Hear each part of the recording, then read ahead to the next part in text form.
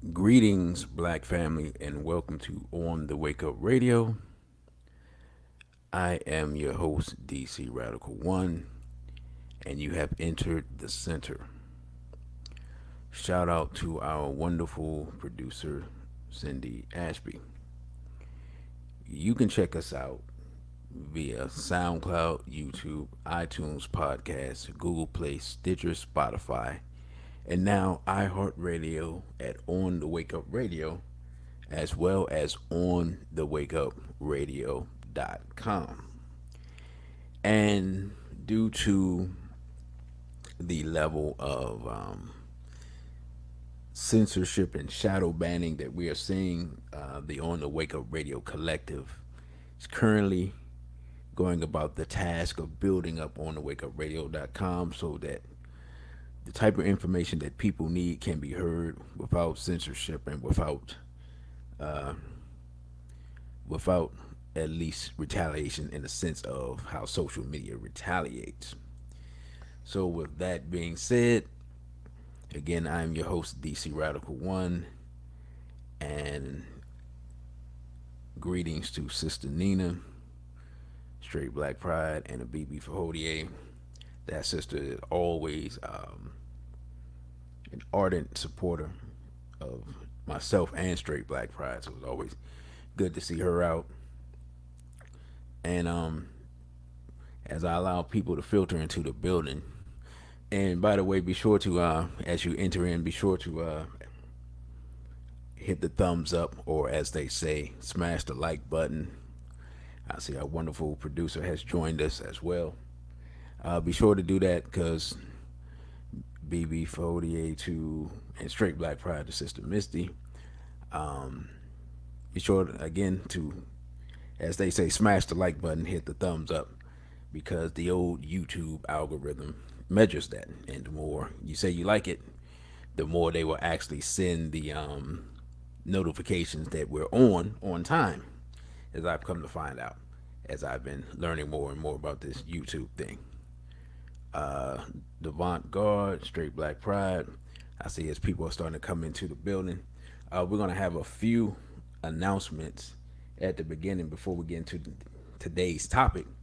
And of course, today's topic is, of course, the attack on black masculinity, which is something that, weirdly enough, is something I didn't really want to get into because I felt like it has been well addressed by Brother Genie and Baba Walimu Barudi over the years. But at the same time, people kept saying, hey, when are you going to get to it? When are you going to talk about it? You need to talk about it, so forth, so on. Greetings to Sister Vanessa as well. So I decided, you know what, let me go ahead and at least touch on it and tackle the subject a little bit. So before we get into that, I want to make an announcement about myself. I'm doing, well, Straight Black Pride, we're having our fourth annual, and it's hard to believe it's been that many, fourth annual Chancellor Williams Day celebration. This year is going to be an entire weekend. So on December 19th, 2020, we will be, I myself will be doing a lecture presentation based upon the work of Dr. Chancellor Williams. It's Africa versus Everybody Reloaded. And we're going to do something unique.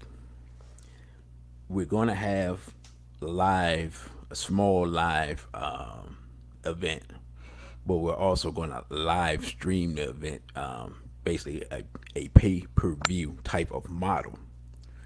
And if you follow me on Instagram at my DC Radical, the numeral one, or DC dot Radical, the numeral one Instagram page, the link is in the bio for tickets. So the tickets are available via Eventbrite. And if you're in the area, you can come out. There's a limited number of tickets due to the whole situation that's going on.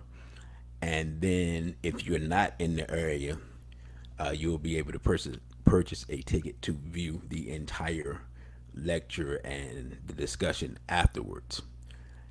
And And Sister Vanessa says, "Yay to the live stream." Yeah, because I realized even though I've done a version of this lecture, probably I think this may be the third time.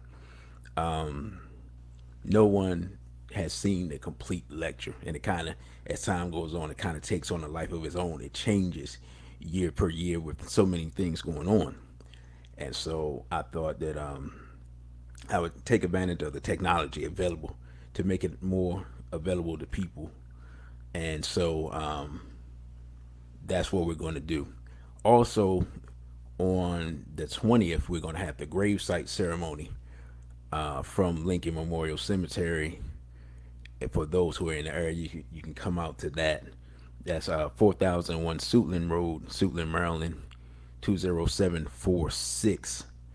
And we'll be at section O, lot 616, grave 5. And we have done the ceremony.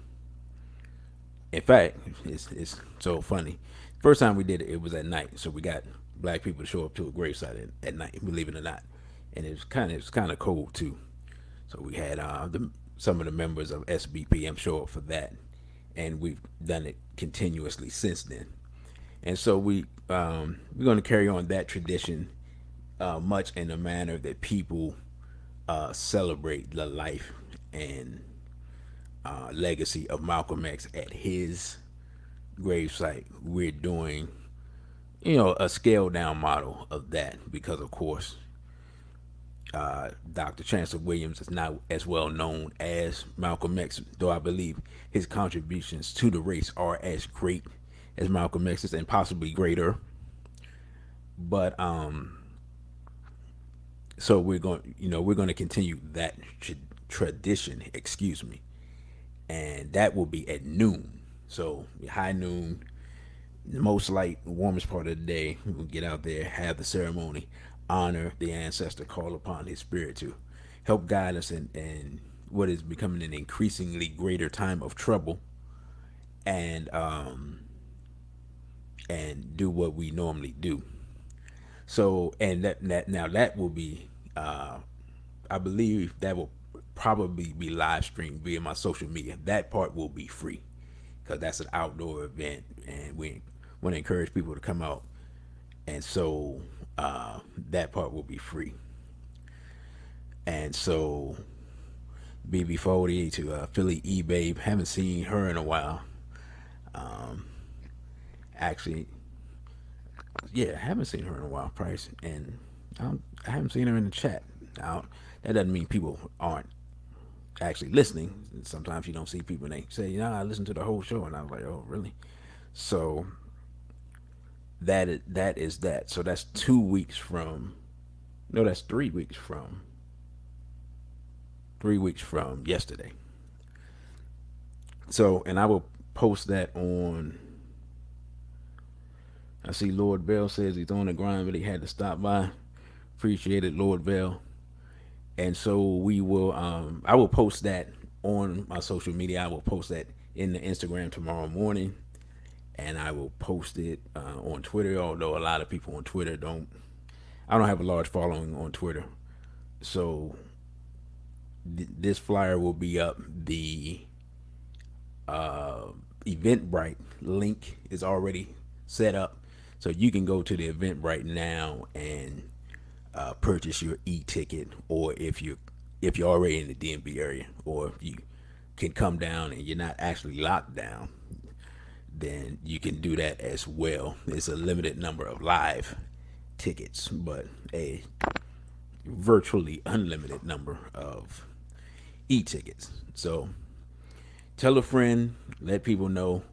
I'll get the flyer sent out in the morning, and we're gonna do what we do as far as Straight Black Pride and Dr. Chancellor Williams. For those who don't know Dr. Chancellor Williams, by the way, because I'm just making the assumption everyone listening knows Dr. Chancellor Williams. Dr. Chancellor Williams is the author of the book The Destruction of Black Civilization. He did about 16 years worth of research on the book, traveling to various parts of the continent and getting some of our history also from some of the museums in Europe, and if you know any of our scholars who are really, really done the research and really dug deep, um, sometimes there's a lot of African history to be found locked away in a museum in Europe that people don't really know about. So, Dr. Chancellor Williams is very important scholar, a monumental, really a intellectual giant of the 20th century, and his book is what we at times call the Black Bible because we feel like it's that important to our people. It needs to be read um, as much as we love to read the Bible. So, and also one more thing, we trying to get an interview with Brother Irritated Genie this week. He has had an important message that he's been trying to spread to Black people. So we're gonna try to find a way to squeeze that in. He has a very okay a BB48 to 777-9311. Um, it's gonna be a week with a lot of things. Cause of course, also if you're in the DMV area, we have Brother Irritated Jenny's birthday party. I actually didn't check with him. I saw him yesterday. Didn't check to see if he had any tickets left. Last time I talked to him before that, he did have a few left. So if you're in the DMV area, you might can check that out. But if you do what people tend to do, which is show up at the last minute, we cannot guarantee that you will be able to get in because, of course, everyone is, um, with all the restrictions and limiting the number of people and limiting how much we can socialize and things like that. I mean, we all understand what's going on. So, with that being said, let's get into today's topic, the attack on black masculinity, which of course is not new. This is something that goes back, and for whatever reason I was thinking about this. I think someone sent me a picture of Little Nas X, and I believe it was at the Grammys, and he's wearing this all full on pink outfit with some type of frilly leather see-through halter top type thing happening. I can't even really describe it. I just looked and I was like, it's so par for the course that I'm not even shocked anymore. But it made me think, like, okay, when exactly can we really point to and say this was the beginning of this situation? And so I went and I looked at the Kerner Commission report again from 1967. And first thing I found, of course, was that I thought it was Kerner Commission report was written in 1968. So that was the first thing. My memory was faulty, so I was wrong about that part, which is always interesting because sometimes you think you know stuff, but sometimes you just forget. And so I looked at that, and I looked at a summary, and I was trying to find a specific part. And of course, I eventually found it. And basically, what this part deals with is the fact that when identifying the people who were responsible for the uprisings of the 1960s, young black males 15 to 24 were basically identified as, in essence, the problem, right?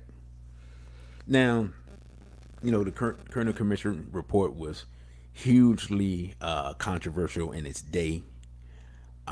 There were a lot of people because I see Brother Dawood in the building. Peace, brother. Um, it was controversial in its day. It pointed the finger right at white racism. And so there were a lot of people in and outside the government that didn't like the conclusions that were drawn. Interestingly enough, what I often find is that when we look at the history of something, we get one angle of it, but we don't see the other angle. So I looked at this in two ways. One, I looked at it as because they said that even what's his name, Johnson, rejected the findings, which If you know Lyndon Baines Johnson, it's not a surprise. And then, of course, King was murdered, and then the whole thing went up in flames. And I looked at it, and of course, some of the recommendations were some programs and things like that, dealing with poverty and dealing with the youth and so forth and so on. And talking to people, talking to elders who were there, those things did happen. And what I've come to understand about the European is that there's a couple of things. One, there is a divide between them as far as how to maintain their systems. So we're looking at them as a, how can I say, we're looking at them as a monolith. That's the word I'm looking for. And they are a monolith in the sense of wanting to maintain dominion of planet Earth without question. But when it comes to the methodologies of maintaining dominion, there are differences in philosophies and strategies that they want to implement, right? And so, even though there were people who were talking about programs and so forth and so on, and basically, how can I put it? Doing stuff to kind of put us back to sleep, if you will. And then, of course, the hats were talking about certain things that would end up benefiting them economically as far as integration, right? But they don't put it in a way that it shows that it's for their economic interest. And then, of course, you had people like J. Edgar Hoover and COINTELPRO, which was going on at the same time, attacking. I see we got Sister Martha in the building, Hotep Sister, and Straight Black Pride to you. So we had J. Edgar Hoover and his attacks. Because one of the things that I thought about, I said, okay, this was in 67. Literally a few months before the Kerner Commission really started being initiated, the Panthers had come on the scene. And we often forget that most of the Panthers were, the original Panthers when they started were in their 20s, in like their mid 20s, like 24, 25, 26.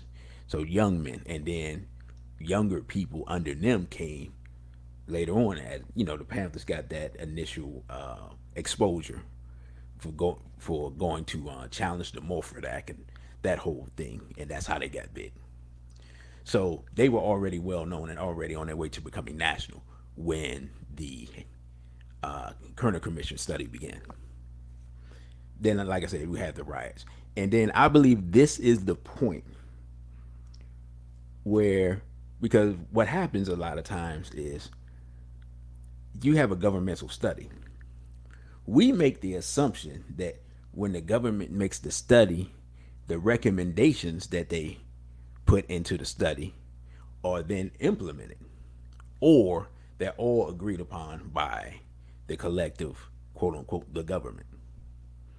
What I realize what often happens is that different people come, take this study, look at it, mull it over, analyze it, come to their own conclusions, and come to their own solutions, right? So whereas one group may have been like, okay, let's send them some money, let's do this, let's do that, blah blah blah blah blah. Another group is like, yeah, let's really push this integration thing. Let's, because it predicted, if you read it, it's so interesting because that's literally what happened. It predicted that black people would take over the inner cities, whites would move out and take over the suburbs, and you would have black cities with a white ring around them, and that would be America. And if you were around in the 70s and 80s, that's what you saw. I'll say, I guess starting in the 70s, because I'm not totally sure, because I'm not old enough to have remembered. But you definitely saw it in the 80s, and then you know about a black politician. So you had a black mayor in L.A., which seems like totally impossible now. You had a black mayor in New York. You had a black mayor in Cleveland. You had a black mayor in D.C. You had a black mayor in Gary, Indiana. So various cities, there was a large enough black population to put in black politicians, right? Now, you're going to say, what does all this have to do with the attack on black masculinity? Well, here's the thing. When the Kerner Commission report identifies young black males as the reason for the uprising and the disruption that take place in the 60s. At some point, you have to make a decision to, as what the government says, neutralize that threat. Now, the average person thinks that you neutralize the threat as it exists at that time. The European, many of them will analyze it and says, this is always going to be the threat. And thus we must always attempt to neutralize the threat, right? Dr. Amos Wilson, and I wish I could remember the speech, but I couldn't find it, but he talks about when you do the analysis and you want to oppress a people, you understand that it is the male who is most likely to not only resist, but to resist violently, right? And no matter how much we think about the European have all these guns and weapons and bombs and they got sound cannons, there's all types of stuff, you know, like stuff that we think of as science fiction. They have all that. The reality of the situation is when you see many times, I mean, we've seen videos all over the internet. You take the average European male and you take a relatively young, aggressive black male, and that black male steps to that European, you see the fear in that European's eyes. Europeans are not really lining up for any one-on-one smoke with masculine black men, even in our current condition. It's just, it is what it is. You know, and it's been like this for so long. To tell a story, when I was in high school, right? Personal story. I remember, and I don't remember why I was actually roaming the hallways, but whatever. I remember walking up and hearing some people talking. And I realized it was two Europeans, of course, and I kind of slowed down. And they were discussing how to deal with, in essence, how to fight black people. And the one guy was telling me, he's like, yeah, you know, they're too good on their feet, they're too good with their hands, they're too athletic, and this and this and that. You have to try to wrestle them and, you know, get them on the ground, and then you can, you have the advantage. Now, you have to understand, I'm not young. So what I'm talking about is these are discussions that Europeans are having about fighting us in high school before the popularization of MMA. Think about what I'm saying here. What I'm saying is regular European youth are having a strategy session in high school in the hallway on physical confrontations with black males, right? If that conversation is happening in high school, right, between random Europeans, how much do you think the people at the top of government are not discussing and trying to figure out how to neutralize black men? You see, I got to see it up close in real time, and I didn't know these Euros or whatever, but it was just I never forgot that though. It really made me realize, and this is before I got knowledge, so it really made me look at them and realize that these people always see us as a threat. These people have fear, and they'll do anything they can to avoid the divine chastisement that they know is due. And I'm not talking about anything spooky. I'm just saying that when you go about brutalizing, raping, murdering, torturing people, you kind of expect at some point those people are going to identify you and want some smoke. Let's put it that way, right? So back to that Kerner Commission report. If we look at that time frame moving forward, there's been a consistent attack on young black men. Now, there was always an attack on black men in general, going all the way back, of course, to right at slavery or before slavery. Well, yeah. I guess we can say point to the targeting at slavery. Of course, we had problems with Europeans way before that. right? But the attack on the male as the protective force, that had to be done, or else you can't. Slavery never happens. Colonialism never happens. You have to find a way to neutralize the man, right? And like I believe I talked about this before, but if you talk about what happened actually on the slave ship, right? There's a thing called cabin boys that they never talk about. And if you want to know what a cabin boy, it is what it sounds like. Because what we have to understand is Europeans are historically homosexual and pedophilic. So when they would go on these trips, you notice there were no women on the trips. And when the Europeans began to sail commercially, there were never women on the trips. So you're gonna so they're saying, okay, someone's traveling for a month, someone's traveling for sometimes 2 months. You have, let's say, 40 men, right? Traveling for 2 months. European males. You really think that there's no activity going on? So we know about the rape of those who were enslaved. But the Europeans had a practice or a position called cabin boy, where the captain in particular, and down the first mate down the line, if they saw fit, had usage of a young, at first European male to service them on these trips. That's what the position of cabin boy was, and this was usually a young person, continuing the pederasty from Greece. Like, you don't. This is something. It's real. It's factual. But like, you have to kind of read between the lines when you read some of those old stories and some of that old history as far as dealing with enslavement, what's it like on the ship and things like that, right?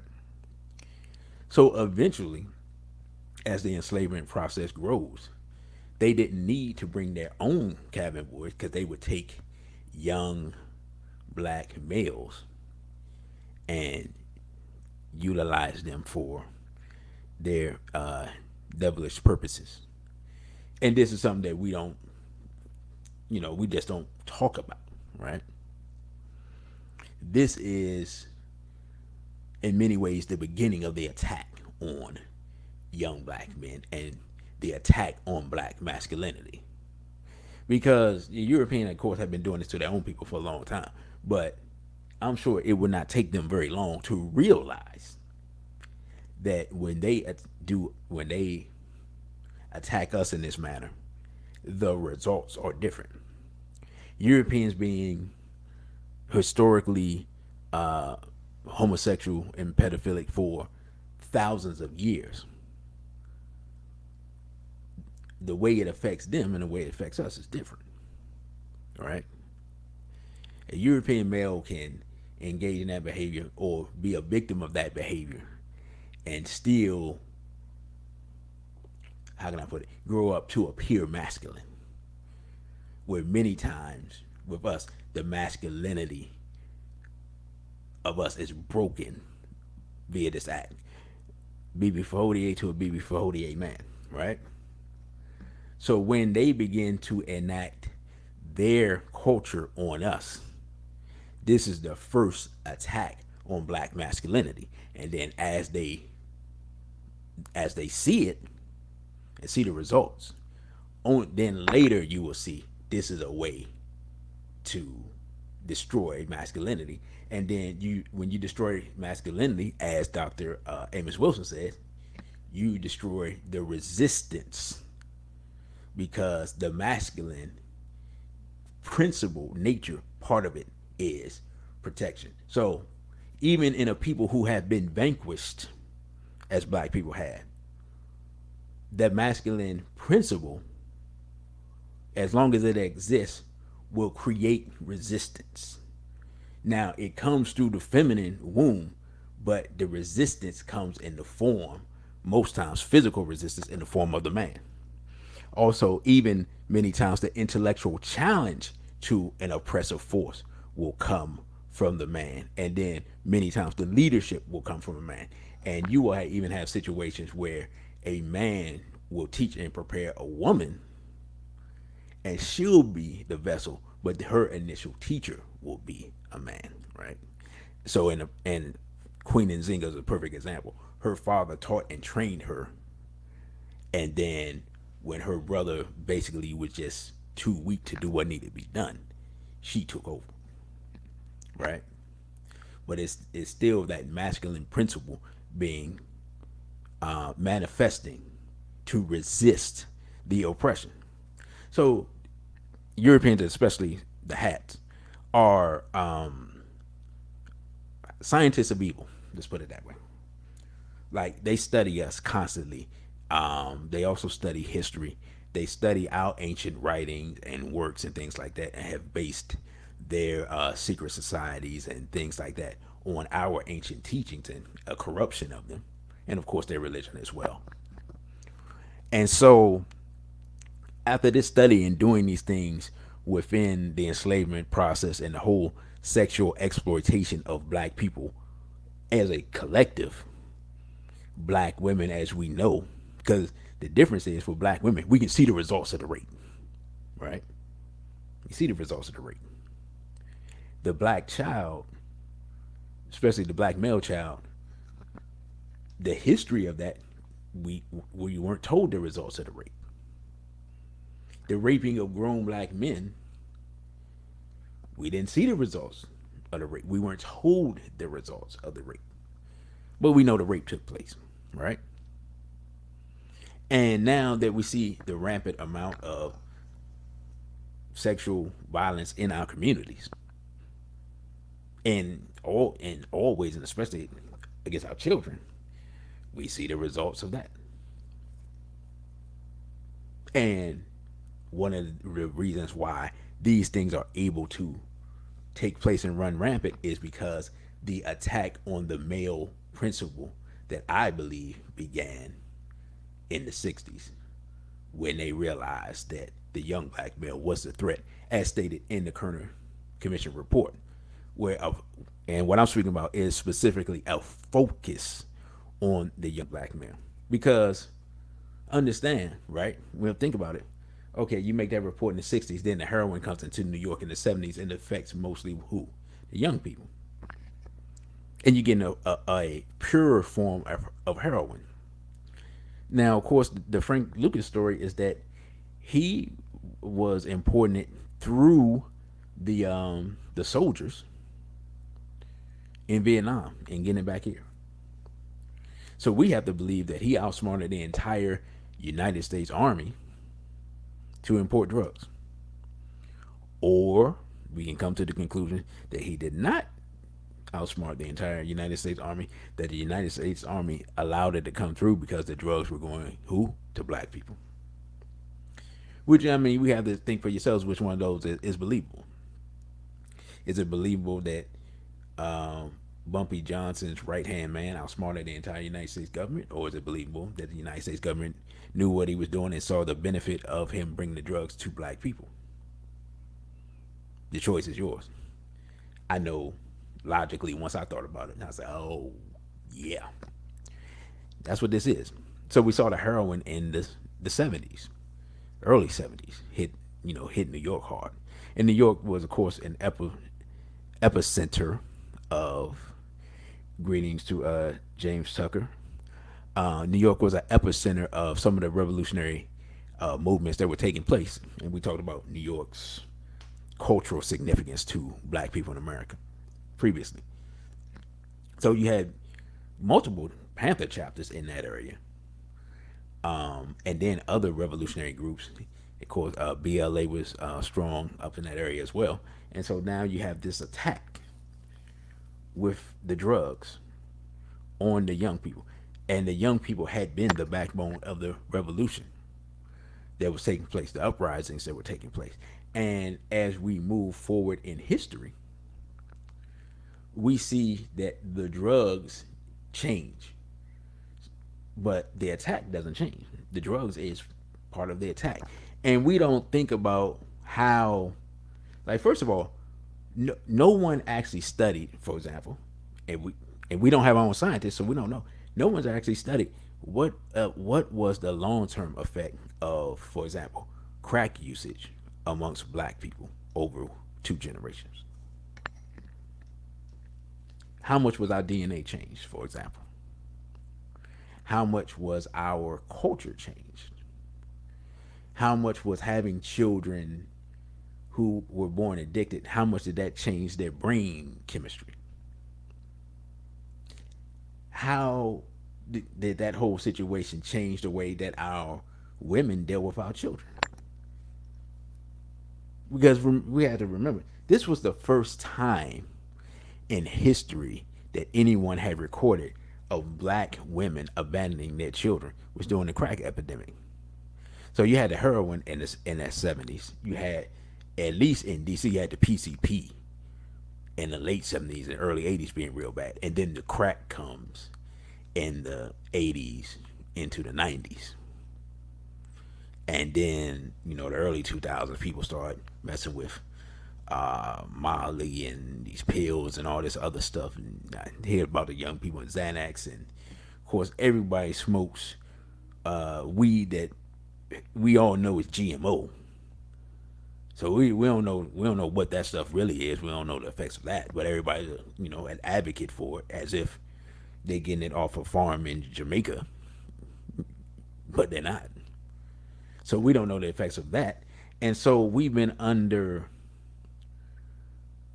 all of these attacks, and they've largely been focused on young black men. And we haven't looked at them as attacks. We haven't, and it's weird because it's like at some point the pattern is clear and it becomes relatively obvious, but we haven't looked at them as attacks. I mean, I believe it was Malcolm X, but I'm not sure who said it. But again, whoever said it, we don't have any planes and boats to bring stuff in from Nicaragua, right? I mean, we know the whole freeway Ricky Ross. We know all that story. If you don't know that story, we'll get into it at the lecture. So we know all that. We know CIA. We know it, right? We're going to have that information. You'll be able to view it, visualize it, hear people say it, hear government officials squirming, right? You'll have all that. For those that missed it, because one thing I realized is, and Sister Missy said it one time. She's like, yeah, I know I said that you shouldn't do this again, but we forget. We need to be reminded. We forget. Like, the whole CIA drug thing is not conspiracy theory. I mean, this is just documented history that nobody wants to talk about. And it was so weird. Was it 2 years ago where they came out with all these movies talking about it, but not talking about it? Like they talked about it enough to say, okay, we acknowledge that this happened, and then let's move on. Right? They had 2 movies. One killed a messenger, and then they had another movie about one of the pilots. And Sister Martha said we have collective amnesia. Indeed, we do. And it's amnesia that we that we volunteer for. It's not forced amnesia. We try to forget. And again, because of the attack on masculinity, when you break down the masculine, the men are the first ones that want to forget, because if they remember, they're the ones who are expected to do something about it. I mean, let's just be honest here. Let's just be honest. We know as men that when your woman comes to you and is like, we have a problem, it doesn't matter what it is. There will be no peace until you solve that problem. If she says, hey, the trash man is coming at 6 a.m., you're in bed and you haven't taken the trash out, every man knows, just get up and take that trash out, man. You're not gonna get no rest. If you do get rest, you're gonna have to hear about it. If you say, oh man, I'm gonna get up early, no, solve the problem. It's really that simple. Just solve the problem. And so as men, we know that solving the problem is kind of part of the job description when you're a man. Well, what's the problem?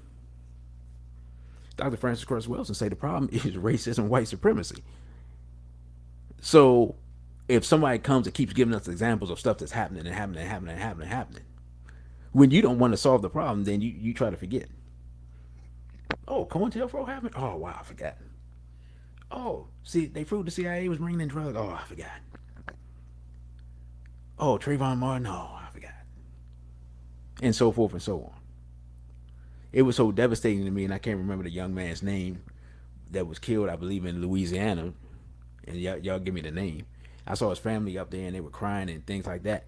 But I was trying to figure out. I'm like, but y'all allowed him to go hang. He had hang with these white people, and you live in the South, and you let him have white friends, and now you up here crying because the white woman came and got him, drove him off, and now he's dead.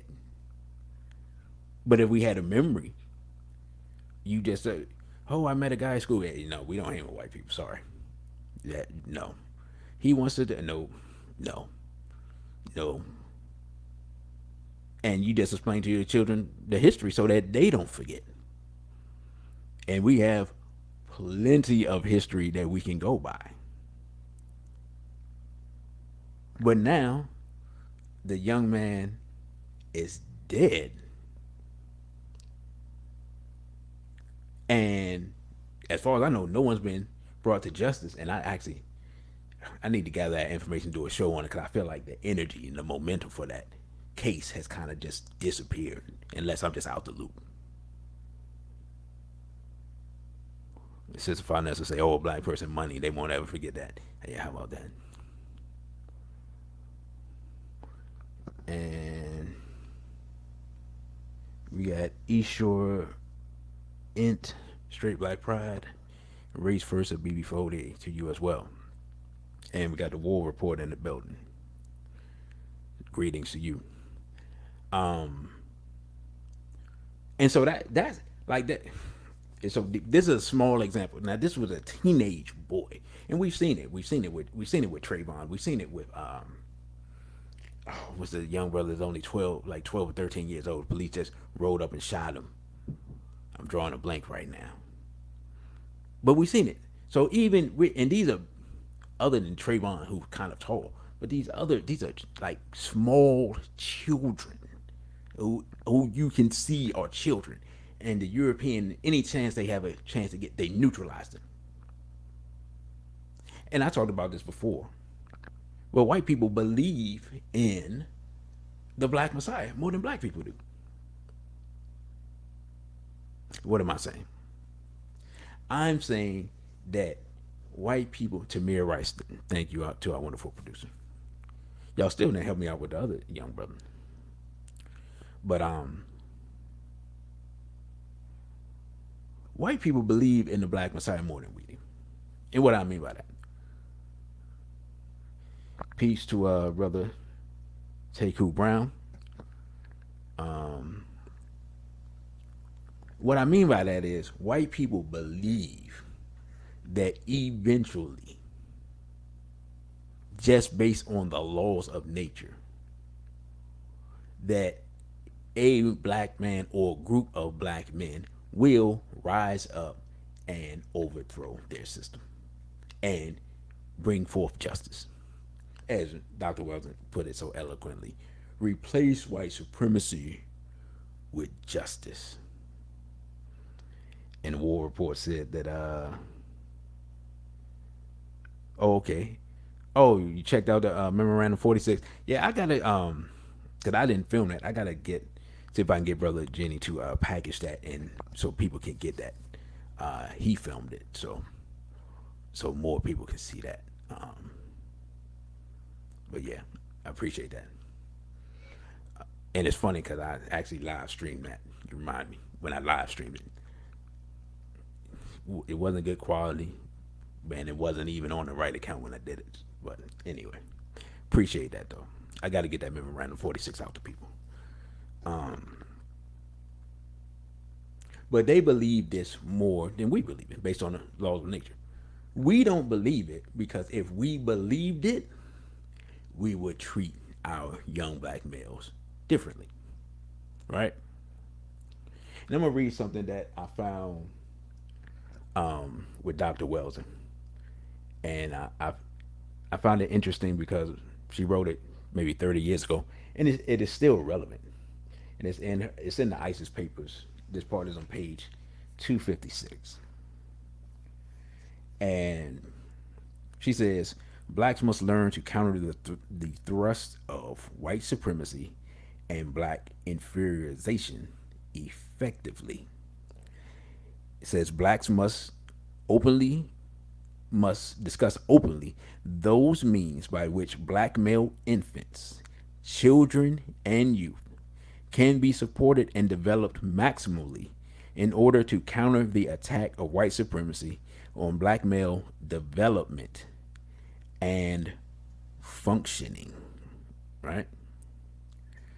And before that, because I'm reading out of order, Sister Martha, yeah, Kawan Charles, yes, that's what I was talking about. Thank you, sister.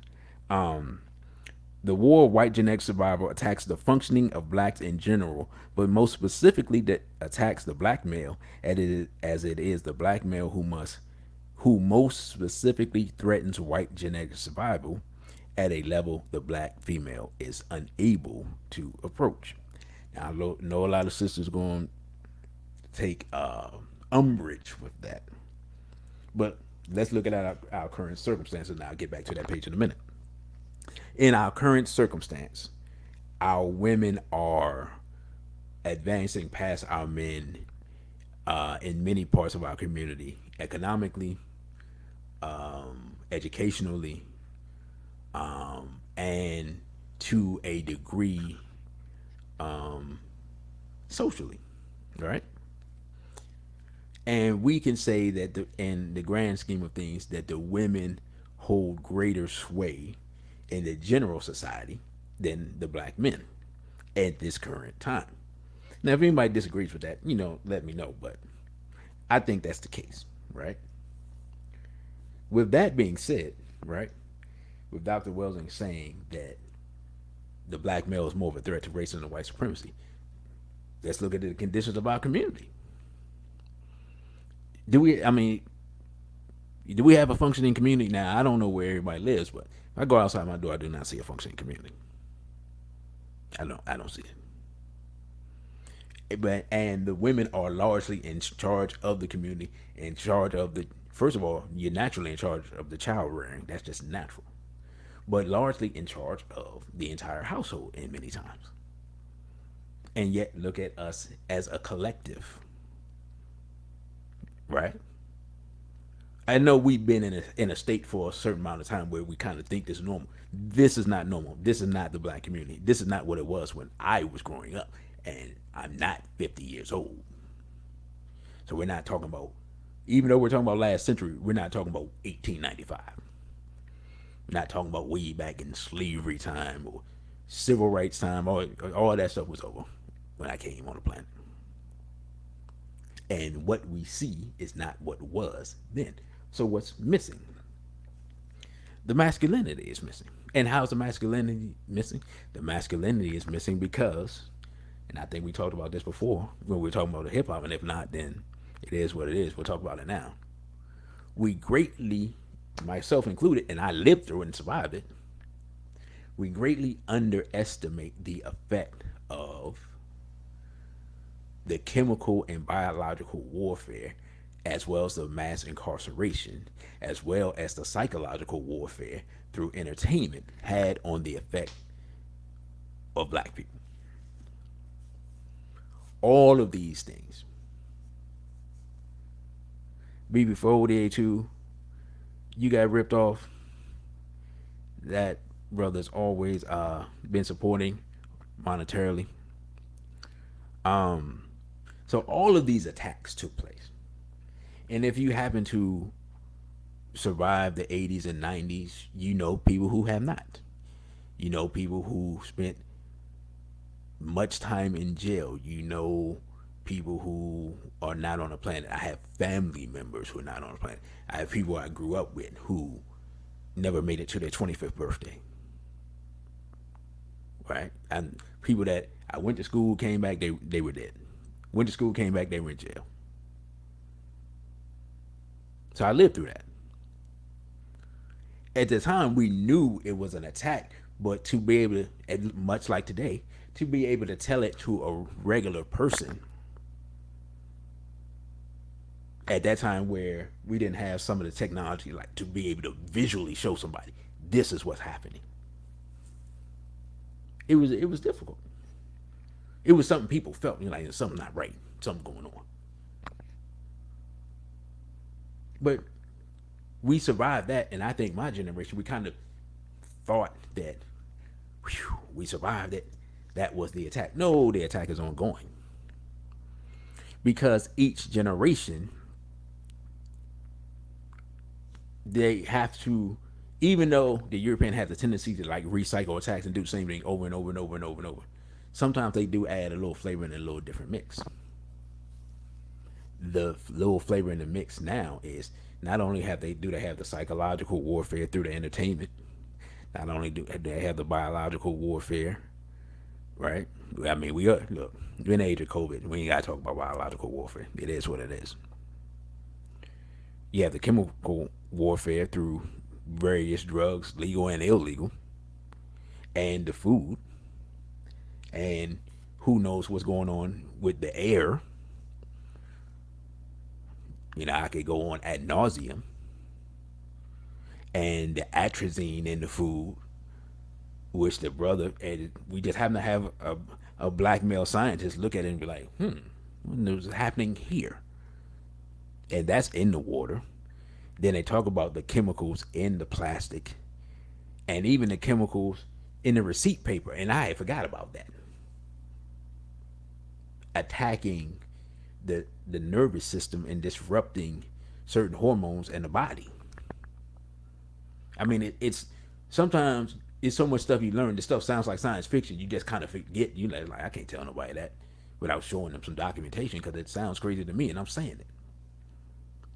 How is receipt paper a problem? But I remember looking it up and like seeing the study or whatever, and I was like, you got to be kidding me. How much, now in this era, in the era of COVID, weirdly enough, you don't touch stuff as much. But back in the day, no one thought about that. All types of endocrine disruptors and hormone disruptors in the atmosphere.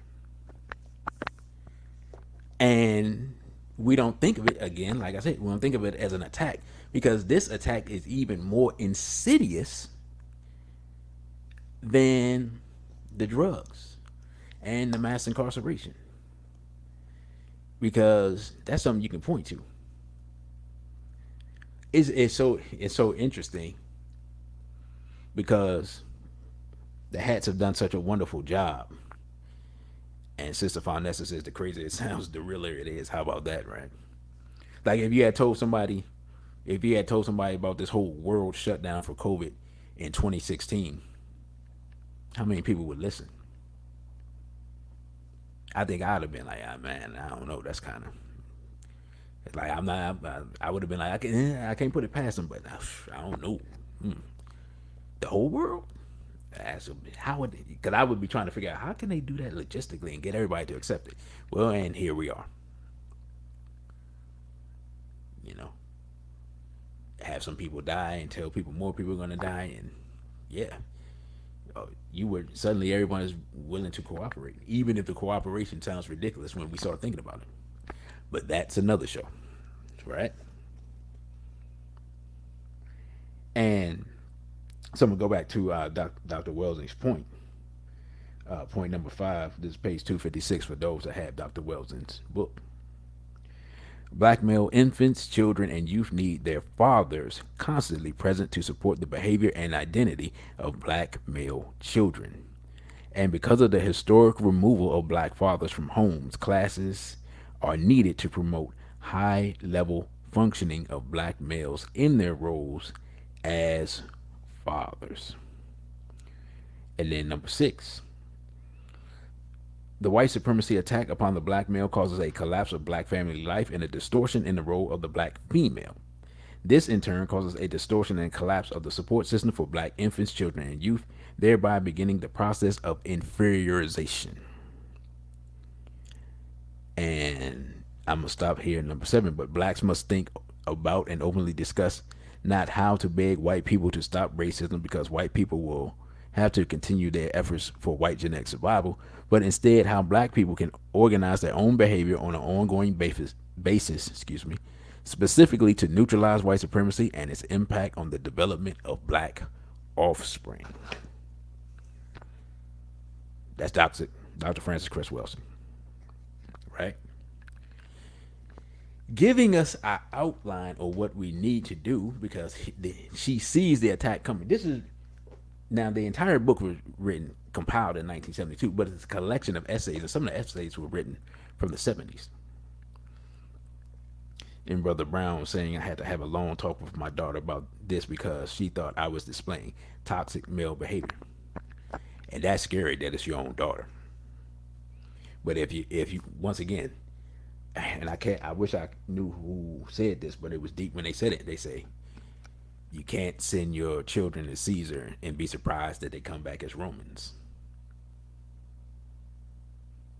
Right? Think about it. And our wonderful producer says why we need to grow our own and deprogram and reprogram what we watch, listen to, and eat is warfare. Absolutely. Absolutely. And it's so interesting because what Dr. Welding said when she talked about the changing of black female behavior from black males being removed as a whole nother thing, because now we're seeing the masculinization of the black female and the inverting of roles, which is causing even more chaos in the community. But with all those attacks, the latest attack, the homophile assault, is the most deadly because it's the hardest one to recover from. I think we kind of, and then maybe I'm wrong because maybe they all run together, and then it's like body blows in boxing. You take too many body blows, and one headshot gets you out of there.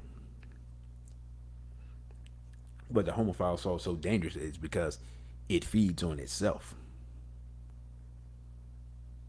In the grand scheme of things, there's not a large percentage of people still smoking crack in 2020. Right? Those people who went into jail, many of them eventually got out. Some of them were able to be productive, many of them weren't. It is what it is.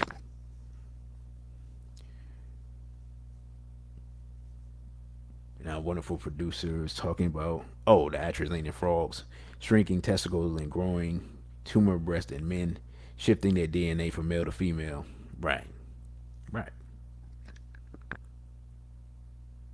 And we can, I mean, it's the homophile assault and the gender attack is so, what I call the gender side. That's what I call it. The gender side. It's so multi-layered that's what makes it so effective. Because it's hard to tell people. For example, we don't talk about the sexual abuse in our community. That contributes. It just does. You talk to certain people, and it's funny because if you look at a lot of celebrities, and we always talk about celebrities' behavior and how they act and things they do, and so forth, so on.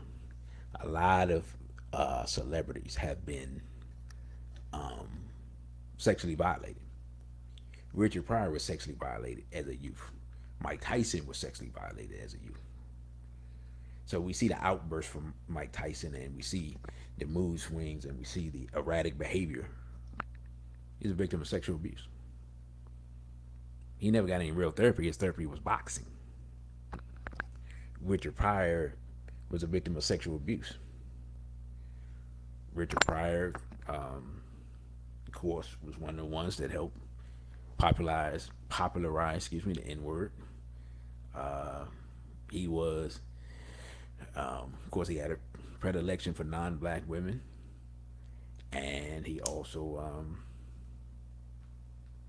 you know, reportedly has some dealings with, I guess I can say it because people should know by now, Paul Mooney. And there is a celebrity roast of Paul Mooney that Richard Pryor did back in the day that pretty much tells you everything you need to know. And our wonderful producer says, my daughter said the school taught them about gender fluidity. I asked her to start taking out the trash instead of her brother, and she said, that's a guy's job. I told her, see, can't serve two masters. That's hilarious. That's hilarious. But yeah, I mean, these are the stuff that people are showing me about what they're teaching in school. Okay, the biggest thing, and I should have posted that, but I thought the Lil Nas X was disturbing enough in itself. Um, when you saw drag queen story time, when we saw that become a thing, that should have been an alert for black people right there. Look, I'm gonna be completely honest. BB48 man says Tyson threatening to sodomize a white reporter in a crowded room should surprise no one. Exactly. And Sister Martha says Paul Mooney. Yes, yes, yes, yes. Paul Mooney. In fact, you can look up how. What would it be under? There was a brother that talked about Paul Mooney um, engaging in activities with Richard Pryor's son and Richard Pryor wanting to kill him. So I don't think I'm telling no tales out of school because it's on YouTube. So I don't make enough money for Paul Mooney to sue me for slander, and if he did, I'll just bring up that brother's video and be like, sue him. He said it. Yeah, Richard Pryor, Paul Mooney, and like a BB-48 man, Mike Tyson threatening to sodomize a man in front of the whole world, basically. I mean, that's scary in and of itself. And so, and it is, oh, man, BB-48 man just set me off on a whole nother thing because it made me think about all of. Now, this is not the hip hop that we see today, so we can't blame it on youth. How many times did people like DMX and others, and somebody had did a video? It was funny, but it wasn't funny. But how many times that rappers said something that was extremely suspect to the point I can't repeat any of the lyrics, but DMX, he got about six of them lines. It's like what were you incarcerated, and if so, what were you doing, right? And we looking at this dude hyper aggressive and everything, barking. Should let us know he's having some mental issues. He's sitting up here barking like a dog with it, nonetheless, and telling men in essence to perform on him. I mean, look, I don't know what we was thinking about. I guess we just bobbing our head to the beat like we claim the young people are doing, and this man just told her. I mean, when I was growing up, somebody that's a way to get killed, telling somebody that. It's and right, like I said, this isn't new. This is the '90s where he's saying that, and that's going into people's minds subliminally. And Biggie Smalls talking about the girl looks so good, you know. It is. I mean, and the thing is, these are the ones I can remember off the top of my head. But like I said, somebody made a video. They showed so much of this stuff where so many people were saying this stuff. Yeah. I just said Biggie. And Philly E Babe says Jaguar Wright has been spilling the tea about these activities in the industry. Yeah, we were talking about her. We were talking about her last night. Yeah, so I mean, we all know the entertainment industry is a cesspool, and I know people that tried to get in and had a lot of talent, and they saw how uh, degenerate it is. I mean, we talked about certain people when we talked about hip hop, so I think we kind of covered that as far as the entertainment. And now, of course, now the entertainment is just completely open, and there's like no where hip hop was something that is so funny. I'm gonna use that word. Something that they would have considered hyper masculine now. Now it's like there's no masculinity left in what, and I don't even know what they actually call it because there's so many different musics. But whatever this is now, that this rap, these different forms of rap, I don't even see. There's no masculinity in it now. But that's not new, and that's not their fault. Because, like I said before, part of the masculine principle is protection. And Devon Gar says, "Did he still using his powers to sexually abuse the youth?" I don't put anything past Diddy. And that boy Tree says, "Suspect lyrics we let get away with." I remember that video. Oh, that's the name of the video. That they probably I wouldn't they probably took that down, but yeah, if that's the one I'm thinking about, man, I mean, it was a lot of stuff that was real suspect said by a lot of people who were very popular at the time, and we just let it, just let it ride. Nobody's like, "Oh, what? Hold up." Not in any major way. And maybe if we had the internet, I mean, if we had social media at that time, then maybe it would have been more backlash and put back. Because sometimes someone has to type out what it is that someone says for you to be like, "Wait, what?" And Unique One says Biggie has a lot of questionable lyrics in regards to the music. Yes, indeed. And it's funny too because as big as Biggie was at the time, I was not really a fan of him at all, to be honest. Because I felt like him and Puffy were degrading, as we used to say, degrading the culture. But you know, you didn't want to see anybody get killed. But now we look at it, we look at the music, and the fact that someone like Little Nas X can be accepted, and it's obvious that he's being promoted by the hats on purpose. That he can be accepted in this genre that was quote unquote, let them tell it, hyper masculine, tells you all you need to know about the condition of masculinity within our younger people. But as Dr. Welsing said, we would eventually face a collapse due to the removal of men from the homes. Because here's one thing I realized, and brothers that are fathers here, y'all tell me if I'm wrong, because I'm not a father. A great part of a father's job is setting boundaries, saying no, saying we don't do that, we don't believe in that, that's stupid, there's a bad idea, look at your cousin so and so, all these types of things. It's part of the guidance process. But a lot of it is just no. you know, the word no is said a lot. Now, some people, they say, go ask your mother so the mother can say no and they can back up her no. Or you back up the no that she already said. Or unfortunately, they do the old, I mean, all children have done this. That's how everybody know the trick.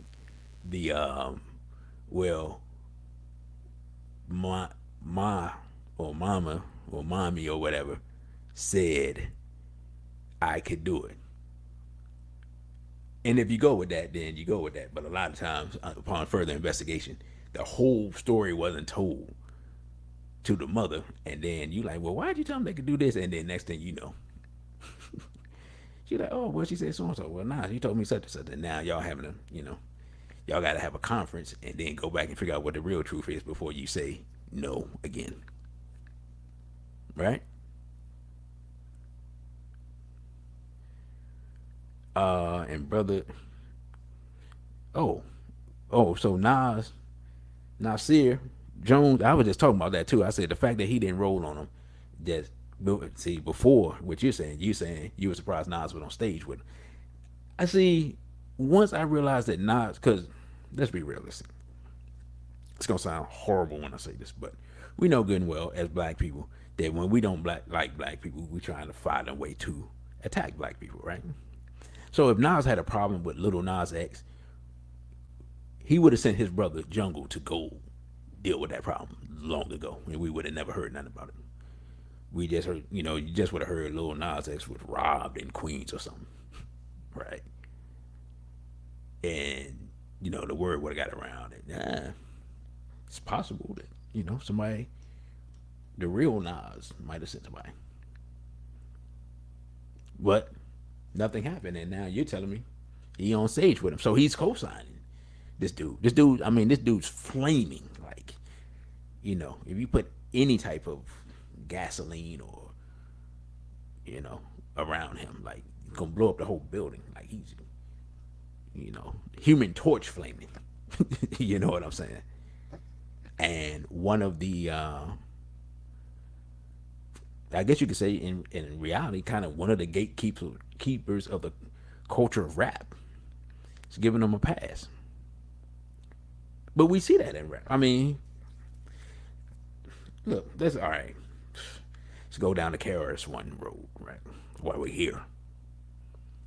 Remember when the whole Greek Bambaataa thing was happening and somebody asked KRS-One and he was like, man, I don't, basically like, in essence, like, I don't care about that. I care about hip hop. Philly E. Babe said, combustible indeed. And if you listen to the interview, and I was looking at KRS-One's mannerisms, and I was like, uh-oh. That's all I'm saying. Like, the man, his I guess they cool. His boy, his partners, or somebody he look up to, or whatever the relationship is between Greek Bambaataa and KRS-One, is accused of touching young men and teenage boys. And you like, I don't care about that. Now I'm gonna be honest. At the very least, if it was something that I didn't, if it was something I didn't even believe in, but somebody asked me about, I'd be like, hey, that's a heinous charge, and I got to talk to the brother myself, because that's crazy, and I don't think he would do nothing like that, but I got to find out. But I'm not gonna blow it off like it don't matter. Oh man, some dudes were touched, they grown now. That's basically what KRS-One said. Your man is accused of being a pedophile, and you don't have enough manhood in you to at least say, hey, that's foul, we're going to investigate. See, that's part of manhood too, because sometimes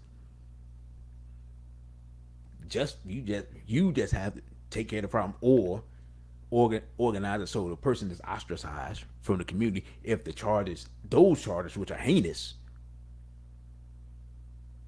right? And you still you have influence in the community, and you just brush it off. Your man accused of being a pedophile. Pedophiles don't change, so even if he was accused 15 years ago, or he's accused today, pedophiles don't change. So now you gotta research it. Some things do change. If your boy was accused of robbing a bank in '94 and they come ask you, man, look, I don't remember that. That's different. Sometimes somebody might rob a bank once.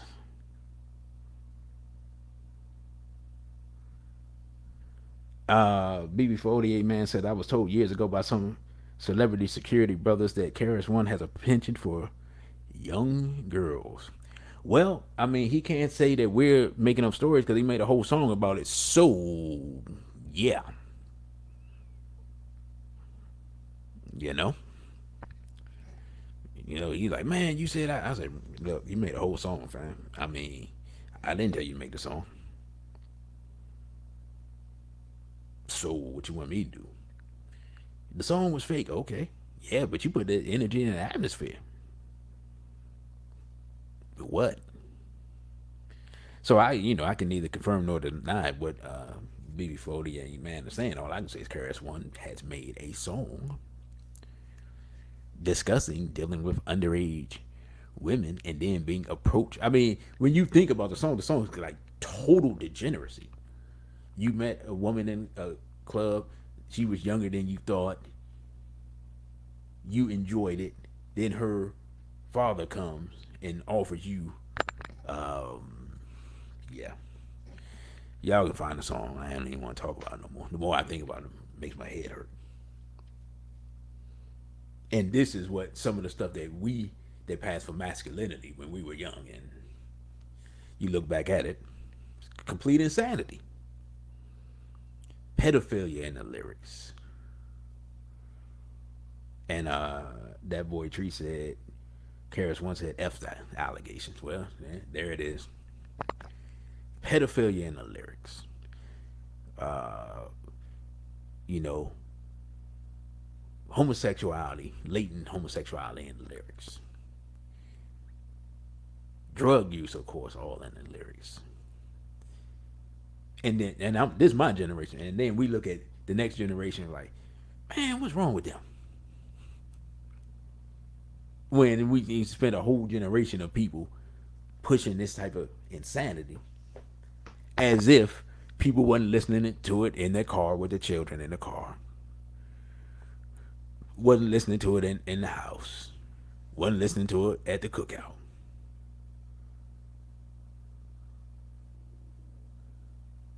And you got ripped off, said, oh, brother Desaline in the building. Straight black pride, brother. He said we let Rick James get away with a pedo sound. Okay, enlighten me on the Rick James, because I missed that one. And Philly E Babe says that media is Urugu corrupt. Most mainstream media is anti-black. As a nation, we can create, share, and support our own media. We can be just as vigilant at capturing the unaware black minds. Indeed. And James Tucker says 2020 rapper starter pack Louis Vuitton's Louis Vuitton sundress and Gucci fanny pack. Okay, I wasn't expecting that. Yeah, I saw some little European dude. Somebody made a meme with Tupac on one side and him on the other, and I didn't know what was happening. Tattoos on the face, looked like he wearing some type of dress or something. I was just like, Aaron Magruder is on it. You know, he was on it. He saw it coming. Dr. Welsing saw it coming. She talks about it. Irritated Jenny saw it coming. He talks about it. If you haven't read his Warren Horizon, well, I got the old copy. This Warren Horizon Black Resistance to the White Sex Assault. I believe now it's Warren Horizon Black Resistance to the Homophile Assault. If you don't have that book, I'm going to say it now. Now, the book was written maybe 15 years ago now, maybe longer. It's worth having. It's still relevant because we're in the middle of what he was talking about then. And right, Devon Guard says R. Kelly still being played in 2020. Right. Yeah, I saw people actually trying to defend R. Kelly, and I'm just like, I'm literally just, it's making my head hurt. I'm like, look, the song 17 by Rick James is about a little girl approaching him, blaming the victim. I guess I'm sure I heard the song, but I don't recall. But now I gotta go check it out. But yeah, I mean the title is self-explanatory. And Unique One Express says the cognitive dissonance in the black community is real. Many of us speak one thing and practice another, and then get angry and confused as the outcomes play out. And Nina Teller says, "Is Brother Jenny gonna be on your show this week?" I'm reloading an old interview with Brother Jenny that's gonna be out tomorrow. For those that missed it when it came out, y'all can check that out. And I'm trying to get him live this week as well. So he said he would be amenable to it if we can work out a time. So if I can work out the time, then you'll get the old interview reloaded tomorrow, and then you get a new interview later in the week live. So those of you that follow me on social media, and it's going along the bottom here, especially on the Instagram. That's the one I keep up with the most. You can check that out. And also, of course, if you haven't subscribed to the YouTube page, capital D, small c, radical, the numeral one, be sure to do that as well. And peace and straight black pride to Brother Kevin Austin. So yeah, sister. So that is the answer to your question. It's kind of in flux. We're trying to do it. It's just a matter of us coordinating and finding time. So if it if it happens to come out at some weird time, like during the day, in the middle of the week, it's just because that's the time that we both have available. But we're gonna try to make it somewhere towards the evening, because I think for what he has to say, he definitely gonna need at least an hour on, and probably maybe two, because of the amount of subject matter that he has to cover. So I'll let you all know and keep you all in the loop on that, and I'll send it out via my social media as well. But yeah, Karis one, and that whole thing. And there's so many people who I've heard so many things about, but I can't bring you evidence, so I don't speak on it. But yeah, as far the entertainment in the industry, excuse me, as a whole, it's just a complete cesspool. But the problem, of course, is that our children are affected by it, much as we were affected by, excuse me, much as people before them were affected by it. And so, I mean, we see, like, it doesn't seem like much, right? But the skinny jeans, I know I've talked about this before, but the skinny jeans and this clothing that is hugging and fitting a man where it don't fit, and it's cutting off certain parts and not allowing circulation and things like that. And just that, the atrazine, I mean, it's just so many things.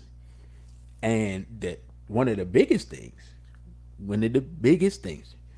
we gotta talk about it, is the fact that the women, the younger women, right, the in their prime, physically attractive, reproduction age women, to a great degree, are the number one supporters of black male, especially black male homosexuality, and black male effeminate behavior in general, right? Number one supporters of hyper emotionalism. Number one supporters of love. Love is love. Number one supporters of men wearing dresses. Number one supporter, I mean, frilly colored hair, and I mean all this stuff. You seen it. Like literally the entire male aesthetic from a young person's point of view is effeminate. And the thing is, this is, I mean, it's so deep. We weren't thinking about it at the time. If you go back and look, right, number one supporters of transgenderism, number one supporters of Tyler Perry, brother Dessalines, thank you. Well, the generation before them were the number one supporters of Tyler Perry, but y'all get the point. But we didn't even think about, if you go back to the early 80s, right? Before the rise, or yeah, before the popularization of hip hop, right? Let's go back to the 80s. We're going to step on toes and kill sacred cows with this one. Who were the most popular entertainers, black male entertainers, early mid 80s, right? One was, of course, Michael Jackson, who was the most popular entertainer in the world for a good decade. It's not even, there's no discussion here. Michael Jackson does not appear to be the most masculine man, or did not appear to be the most masculine man in the world. He was not physically imposing or threatening to white supremacy. Although he had a modicum of knowledge from being around certain people, which is why he came under attack. We talked about that last week, right? Philly E Babe, she already said it. Who was the second most popular, arguably the second most popular entertain entertainer in the black male entertainer, in the world in the early 80s. Prince Rogers Nelson. Right? Now people don't even realize the popular Prince was, how could I put it? The popular Prince, the Purple Rain Prince, for what was the record for that? The 1999 Prince Forward was a less, what's the word I'm looking for? He was less androgynous and less controversial looking than the Prince before that, before he got popular, when he was completely out of control and completely putting on an effeminate look. Go Google some of those old album covers. And I don't know, because back at that time, you open up the album and it had like all types of different pictures and told the whole story. If you can find some of that stuff, because I remember some of it.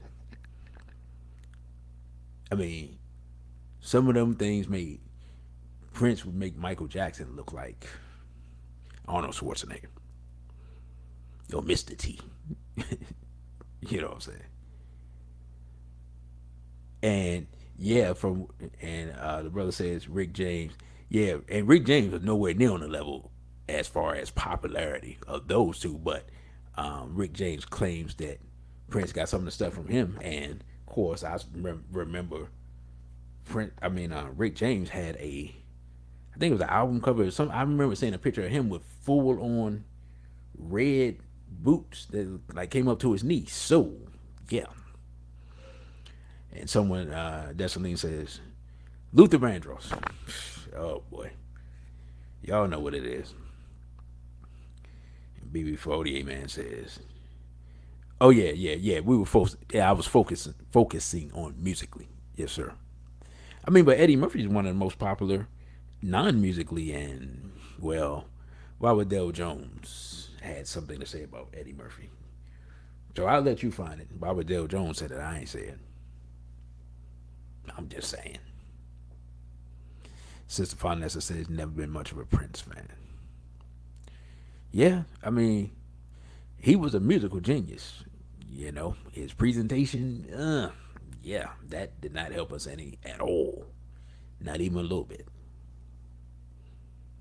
And it's so funny because after doing all that, whether he did it for publicity or he did it because that's what he felt like, or whatever the case was, in the grand scheme of things, the Europeans tried to find every way they could to rip him off. So, in the grand scheme of things, you might as well just be a man, because you're going to get the same type of abuse, whether it's economic or otherwise. So, in the grand scheme of things, you might as well just be a man. As black men, that's something that we have to understand. Trying to not be a man is not going to stop racism, white supremacy. It might just make it focus on other people first, but it's going to get to you sooner or later. And Brother Desaline was saying that remember black people were trying to say Prince was just feminine and not engaging in activities. I hate that argument. They try that with all of them until they finally come out and say it. Right. Because in the grand scheme of things, a person of that level of influence, it actually doesn't matter, because what matters is the presentation that is given to the young people who are going to be influenced by it. So if you're not that, but you're presenting it in a way, if we're being completely honest, it's actually even worse than the person that just completely out there lunching. But one of the things we don't talk about, and I mean, it's just real, with people who especially men who have a sexual addiction. When men have a sexual addiction, right, and you get to the point where you can have access to whoever you want, a lot of people fall down the ladder of going into, deeper into other sexually deviant things. Sister Nina Teller said Prince had on a bikini underwear, open trench coat. Exactly. You saw it. Exactly. Right.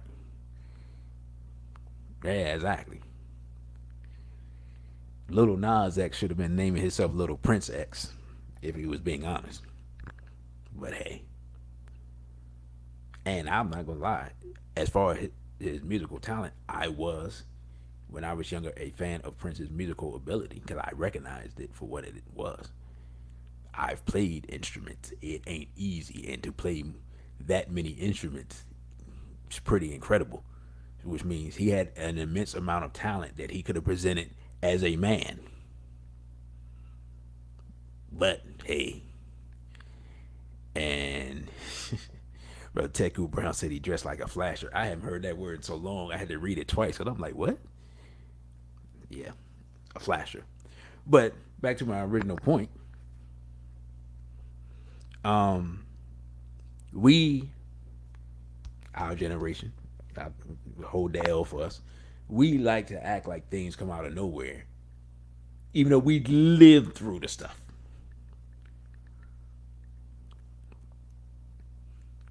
And you got ripped off says, can we talk about the female musicians that portray masculinity, which lets them define what masculine is? You mean like Janelle Monáe? I'm gonna, I guess I really got to buckle down and study and do a show on the masculinization of the black woman because I haven't seen anybody else do it. So usually when I haven't seen somebody else do it, I figure it's that time. So yeah, so I think that's a whole show need to be dedicated to that, the whole masculinization of the black woman. But yeah, as I was saying, I mean, we saw these things, but it's so interesting because, from my perspective, what it looked like was the rise of hip hop was a masculine rebellion against the whole open effeminization.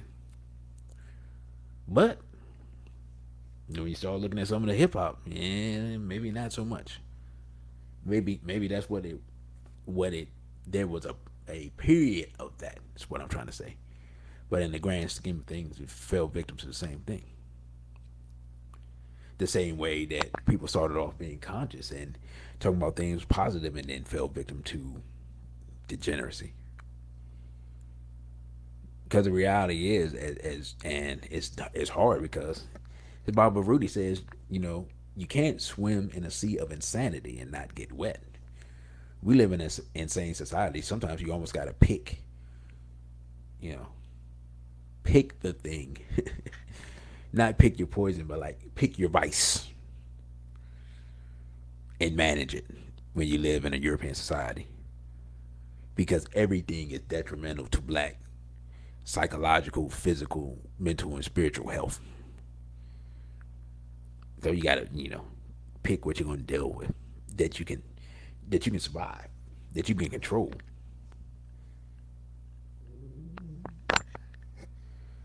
And someone says, like Little Kim.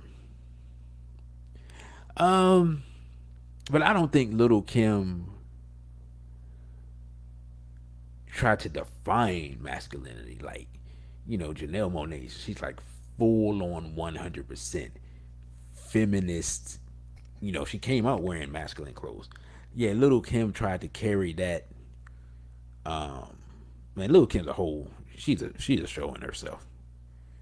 She is. She's a show in herself. Since Vanessa says I don't see what others see in Janelle Monáe. She shot to the top of the entertainment industry, but the few songs she made were trash. I'm gonna be completely honest. I can't even remember. Like if somebody played her music, I wouldn't be able to identify it. So, but when you're part of the plan, you go up. You go up that way. You know, I mean, I could talk about Beyonce, and it's so funny. I was listening to some old music, and somebody had basically said that Beyonce completely stole A. Marie's style. And at first, I was like, "What?" But then once I started listening to Beyonce, some of her music around the same time, I was like, "Wow, yeah." And A. Marie's in the dustbin of history, and Beyonce is worshipped around the world. But if you look at the people that Beyonce hangs with, Google Marina Abramovich when you have the time. When you see the type of people she hangs out with, her and Sean Carter, then it speaks for itself. And Philly, babe, you're saying Janelle Monáe was put on by Puffy. I didn't even know that. Well, that's a story in and of itself because Puffy hadn't put on anybody popular in a while, so that means he must have got the okay from Clive Davis on that one.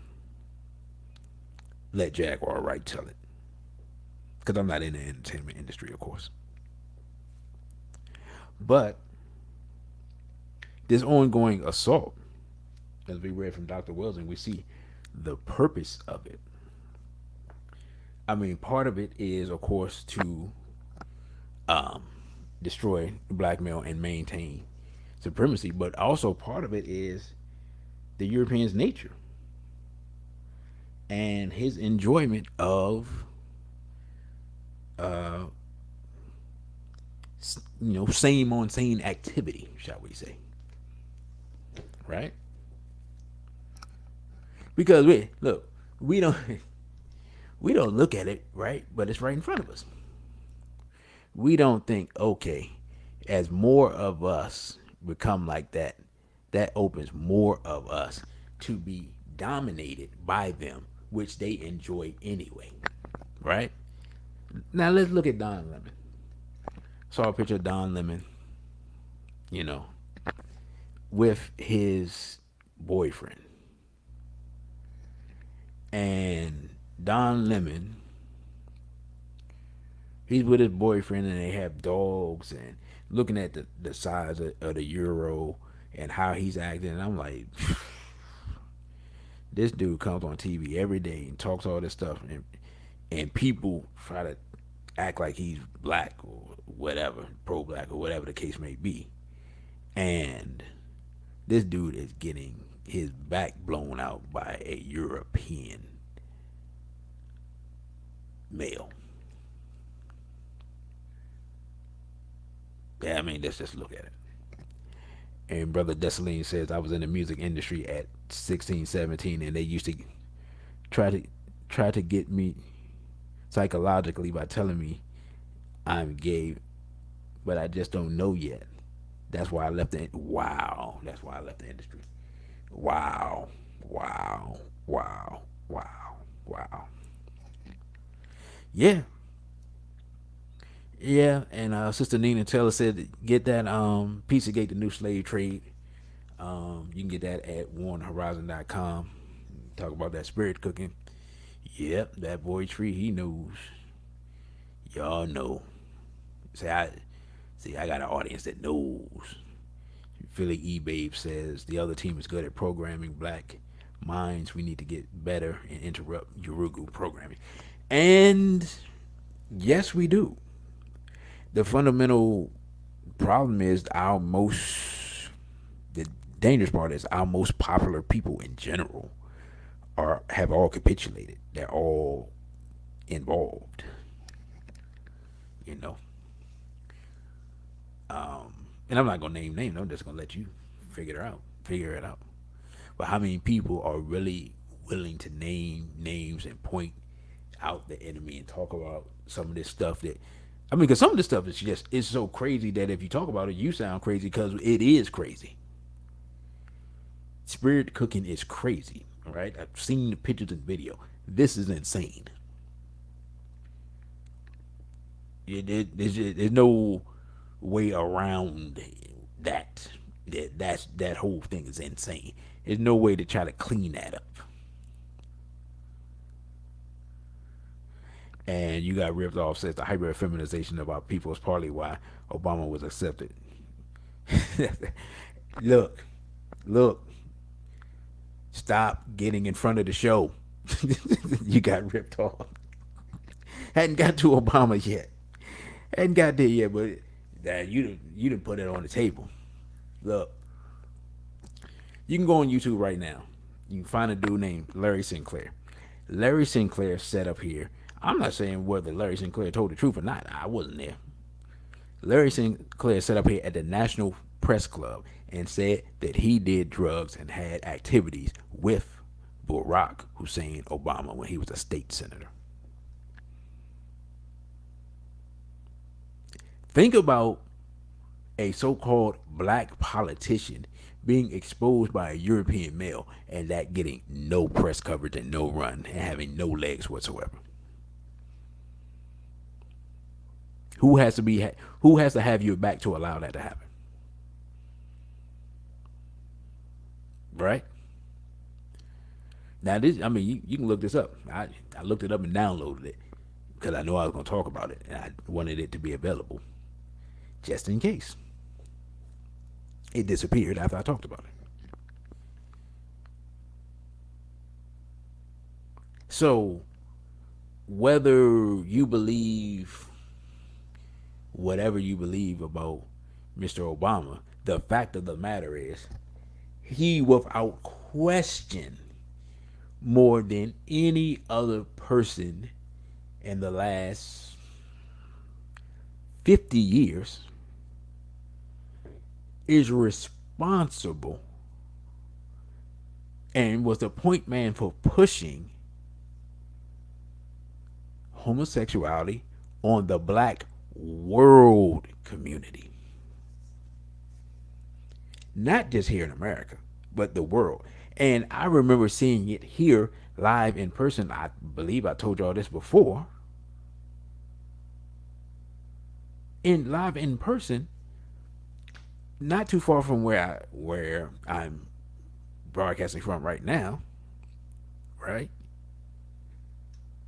Prince George's County, they had a vote on acceptance of gay marriage.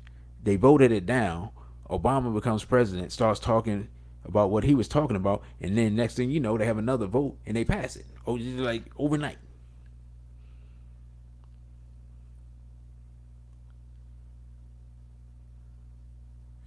And I wonder if a producer says because Barack followed his order. Yeah, he was groomed for that. People don't realize the initial Barack Obama was supposed to be Harold Ford, but Harold Ford didn't have a black wife, so they didn't think they could pull it off. And that boy Tree said, I tried to tell my dad about Obama. He wasn't trying to. Yeah, you can break up families talking bad about Obama. He's replaced. I don't know. Some of y'all grandmother used.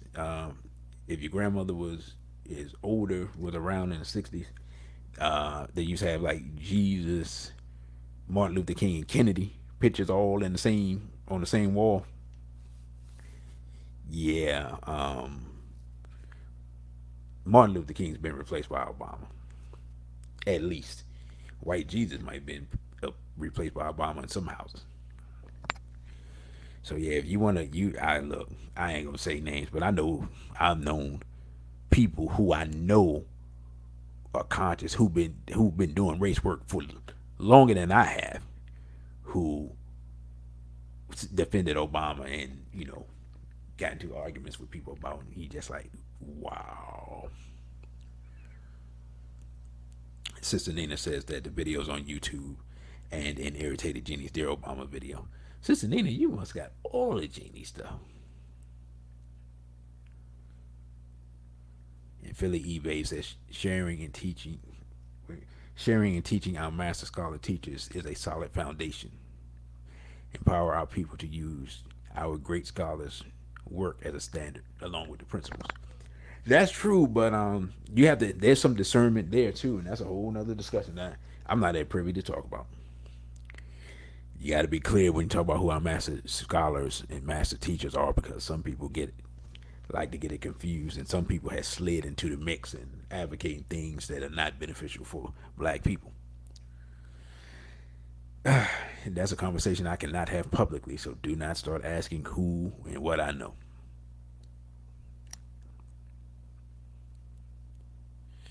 And you got ripped off. Said the irony is because Obama hates MLK. Just research. That's hilarious. That's hilarious. I didn't know that. And our wonderful producer says she's going to people's houses and the projects with uh, the Lord on one wall and Obama on the other. You know, and I'm not shocked. So you mean they removed MLK and Kennedy? They threw them away and replaced them with Obama. Yeah, yeah. Guess he kind of fills both needs there. Sister Nina says, "I do is great stuff." I absolutely, you know, I know, I seen all the Janie stuff, seen some of it live. So, um, we, goodness, like is Sister Martha still here? Like, I know she deals with herbs and stuff. Like, we're really gonna have to like come up with some natural. And I know there's stuff out there, you know, there's some stuff I take, but like we need like a super potent masculine maintenance formula of herbs, like some type of super mix to repel this spirit of weakness that's in our men. So, Sister Martha, you still out there, or you listen to this later, that's your job since that's your skill set. Because we need something. Not only do we need to teach our children, but we need something to give to our children to counteract the effects of the various chemicals and things that are in the environment. And it's so interesting. Somebody did a TED talk. I saw it a couple of years ago, and it was talking about how once you defeat the masculine, then you basically sedate the people. And I mean, that's the thing. We're at the point now where Europeans, I mean, they're making announcements about this stuff, and we just, um, you got ripped off. Yeah, no, I mean, that's funny. That's funny. But I mean, they announce this stuff. They talk about this stuff publicly. They talk about the stuff in TED talks, and yet, you know, our people still look like, well, I don't know. People should be able to do what they want to do, and it's weird because sometimes the same people say that, then when they see a Negro with a European, then they gotta get upset. I'm like, wait a minute, Pete, you just said people can do what they want to do. I don't agree with either one of these things, but let's have some type of consistency and integrity here. Or it's not our business, or what goes on in people's bedroom. Now, people bring their politics from their politics from their bedroom and bring it outside.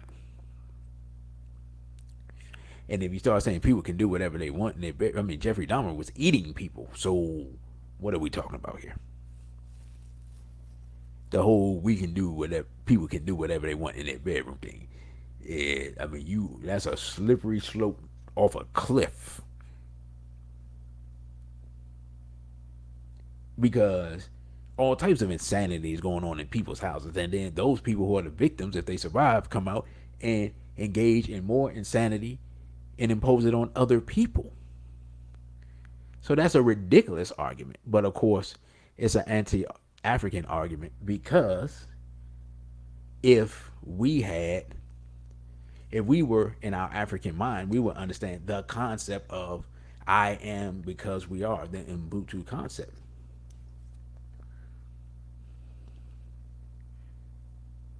And our wonderful producer says, question how do we not like Tyler Perry because he in a dress selling Jesus, but we never got on Martin Lawrence? I can't stand no Tyler Perry movie, but I watch Martin if it's on.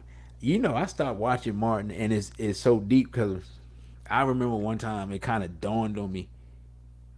The brother said, "Yeah, yeah, actually I got Makaroot in here, and I heard about the Tonkat Ali, indeed." as far as the herbs go. Um, yeah, I had to give up Martin. I watched it all back in the day. I had to give it up because not only was the man putting on a dress, but then his whole demeanor and how, man. Anyway, yeah, yeah. I mean, and that just goes to show the generational thing. Like we'll talk about the next generation, but yeah, we sat around and looked at Martin for 5 years or whatever it was. We watched him sit around and denigrate Pam because she was quote unquote dark skinned and Pam was way finer than Gina, but that's a whole nother discussion for another day. If your testosterone is working, you already know I'm right on that. And Brother Dessalines says, Big brother, what do you think about these people in the conscious community that don't address homosexuality and act like it's not a main part of the assault? The word starts with C, it ends with D, and in between is OWAR. The cowards. They're scared. And if they're not scared, well, Yahimbe for male strength and vitality. You can say, man, yeah, you take that back in the day. But yeah, brother, the cowards. And some of them, how can I put it? Some of them make the same arguments that regular people make. People in my family, all that argument. Some of them don't want to be on the, don't want to say, they don't want to be on the Genie was right train. So they don't like him, so therefore they won't address the argument. Some of them are not sincere in fighting racism and white supremacy, so they don't address it, right? They're charlatans. There's a litany of reasons. But if you were sincere and you studied, you would just give props to the people who were doing the research. If you give props to Dr. Wilson, but you don't give props to Barbara Baruti and Irritated Jenny as far as dealing with the what we used to call the white sex assault, the homophile assault, then you're not being sincere. You're not being real. It is what it is. They're the people that did the legwork. They're the people that did the research. They're the people that brought it to the community, even when nobody was trying to hear it. I mean, you can try to rewrite that history all you want. You can be mad and hate Jenny all you want for whatever reason. Cause if you ain't down with him, he ain't the most likable person. That's just a fact. Been around him for a long time. But what you can't do, you can't question his sincerity. And you can't question him being 100% right in his act on this thing and calling it a long time ago, because the original effeminization of the black male lecturer was recorded in 2004 and was done years before that.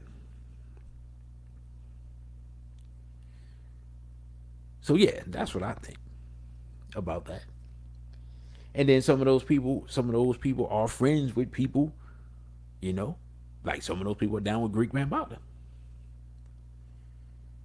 So they just gonna sidestep the whole issue, because how you gonna talk about him or be friends with him and then not? Hey, I mean, it's a whole can of worms when you, depending on what circles you in, who you rolling with.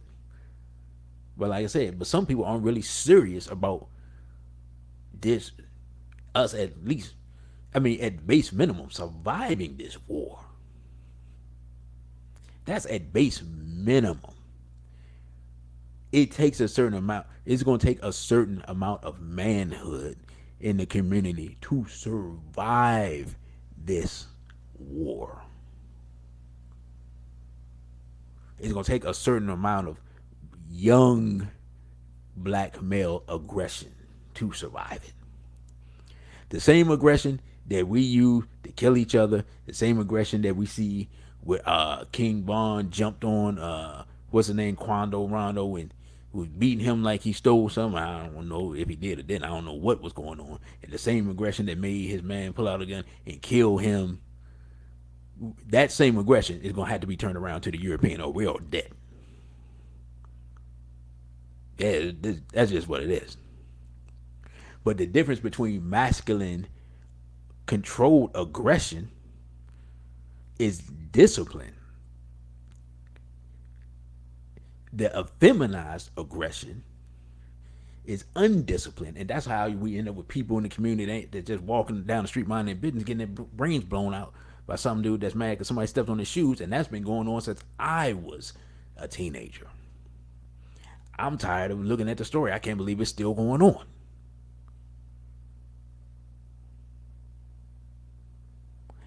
And Kevin Austin is saying he agrees with Sister Vanessa, which means I missed her quote. Sister Vanessa said that's why I don't follow certain people in the conscious community. Hey, y'all, well, those of you that know Straight Black Pride, we're our own contained entity. We don't, um, the people that we have alliances with, we have them, and the people we don't. And those who are in alignment and like-minded, we work with them, and those who choose not to, we don't. I mean, it's a perfect example. It's a local example, but there's an institution here that's been here in DC for 20 plus years, and they got to the point where they didn't want us there specifically. We were having meetings there, buying food and stuff, supporting them. It's a black institution, black owned institution, been a pro black institution, sell books by people that we would consider revolutionary, and now they're basically like just pro LGBT, and you don't like it, don't show up. In the midst of a slowly collapsing economy. So I guess they made the calculation that they can sell the same stuff, but if they put the LGBT flag on top of the RBG flag or whatever, then they can attract more people, or the Europeans will take it easy on them, or whatever their calculation is.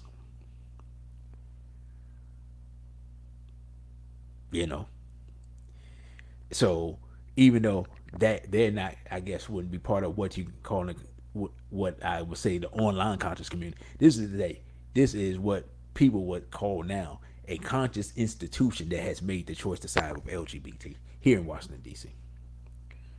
over black people. So I mean, I see it in live and in person, and I'm talking about this people, that we've done business with, people that we've talked to, people we bought stuff from, people we supported. People that I know that know these people, have known them for decades.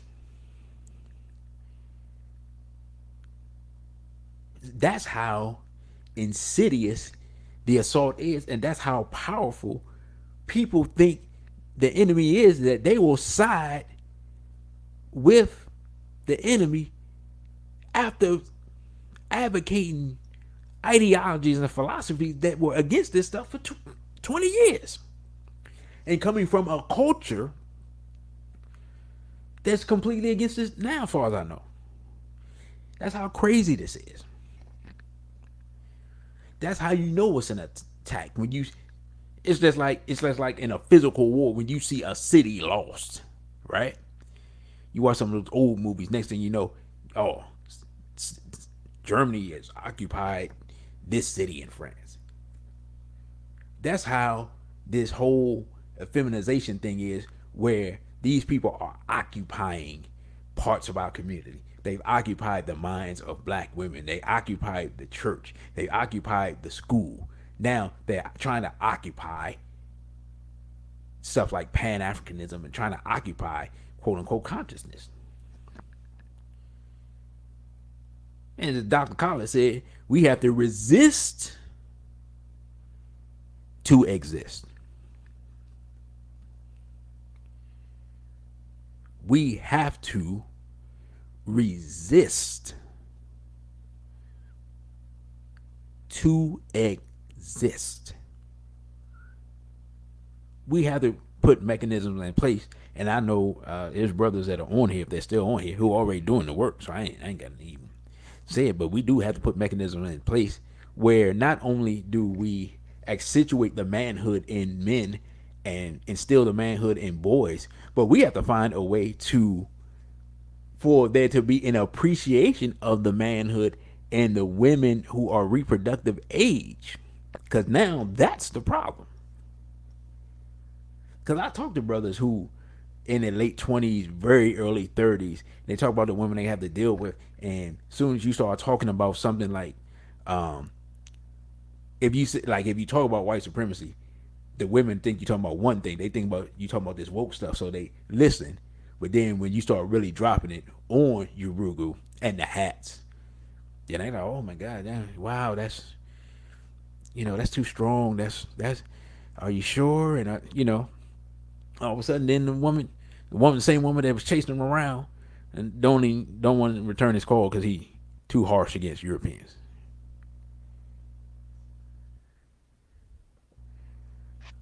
Like these are stories that real brothers are really telling me. Or they like a sister. She looked good. She seemed real nice, sweet, good personality, so forth, so on.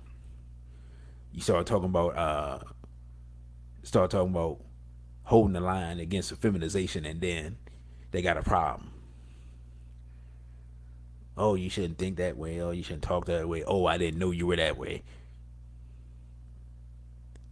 So, how can we expect to men to be more masculine if there's no reward from the women for their masculinity? Because we know if you're holding the line against this stuff, you're not going to receive no monetary reward. That ain't going to happen. Right? So if you can't even get the reward of the support of your own women, how can we convince our men to be men? The brother right here, brother Destiny, say story of my life. I've had dates walk out multiple times, and I've seen. I mean, being completely honest, I've seen some of the women that this brother's pulled. So, and our wonderful producer said they didn't know the man is straight. No, they knew the man is straight, and we talked about this. And in fact, we talked about this, I'll go back over the story briefly. We were in New York. SBPN was in New York, and a sister was saying that her friends, because she was college educated, were saying that she should, one of her standards for getting a man should be that he's okay with LGBT. And then, and Sister Vanessa says they would call a man racist when they talk about homophilia. Wow, that's crazy. But yeah, that's real. And so the sister was believing that in order for her to get a man, he has to be down with LGBT, not thinking that a man, by definition of being masculine, is not going to be down with it. Because part of a man's job is to maintain or establish order, and homophilia is a sure way to disorder and confusion. Right? And we see it all the time. Disorder and confusion. How many times have you walked around? I know in this city, I've walked around several times and looked and couldn't tell what I was looking at. And I'm talking about black people and white people. Is that a male or a female? Is that a boy? What is happening? I saw, what was that, 2 days ago I was in the store? I was in the store. It was a European couple. I couldn't tell who's the man, who's the woman. The woman had cut off her hair short, and of course, since she was a European female, she didn't have any endowment to separate her from her significant other. As I was walking, they were in front of me at the counter, get like a seafood counter or whatever. And then only when she kind of half turned around did I realize who was the man and who was the woman.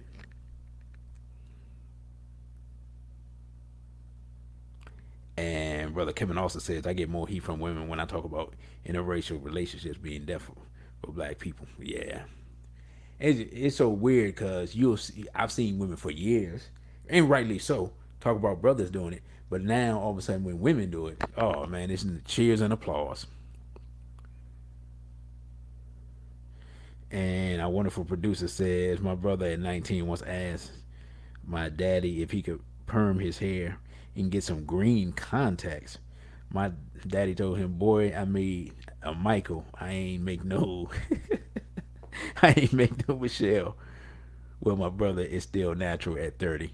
That's why boys need fathers. Well, there it is, a perfect example. No, that word I was talking about earlier. No, when you get it, you just get a dumb idea and you go to your father and he just look at you like you crazy. You know, yeah, you better go in there and think about this again because you ain't think the first time. Don't even come at me with the foolishness. You know,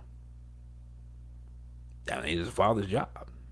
Sometimes it's a thankless job, but you know what happens. Generally, you end up when you're an adult, you thank your father for all the stuff he saved you from. But at the time, you're like, man, he won't let me do nothing. Yeah, I'm not gonna let you do nothing stupid. You left the last part out. Because if I let you do something, you're gonna do something stupid because you ain't been on the planet long enough to realize it's stupid. It's my job. Keep you from doing something stupid. So, but with all that being said, I mean, we are we are un- we're under attack, and we haven't even seen the beginning of it because I believe earlier I read the whole Biden plan where they're going to one of the key things they're going to do is push homosexuality on the continent, which means they're going to be economic sanctions on Africa if they resist. At minimum, it may be physical warfare because Biden, that's like was at the top of his agenda. And if you did not listen to that show dealing with the election, then yeah. And Sister Nina Taylor says, "Cave women always look like men, especially when they cut their hair." Yeah, when they start cutting their hair, they be looking crazy. Yeah, it's some man. It is some rough face urugus would cut their hair and don't have makeup on. And BB48 man says, "I've had black women tell me I was denying myself possible happiness by not including cave cavebacks in my dating paradigm." You what? Let me regain my composure while I scratch my head. You've had black women tell you that you are possibly limiting yourself by quote unquote limiting yourself to black women. That's making my head hurt. That's making my head hurt. And I've seen some of the women that BB48 man has been able to pull. That's all I'll say. My man is obviously well liked by the ladies. For I mean that just shows the mentality of our women for black women to tell a, successful virile black man that hey, you probably won't really like us. Why don't you go out there and find something else? That's crazy. I don't know. I would be dumbfounded if a sister told me that. I've told sisters, nah, I don't deal with nothing with black women. They be like, oh, okay, that's cool. All right, I like that. So that is yeah, that's brain boggling, and I guess that just goes to show how much, how many women. And I bet now that I think about, it, I bet you a lot of those women say that because that gives them the excuse to go over there with bottom shelf Brad, which is what they really want to do. That's what they really want to do. Be with bottom shelf Brad.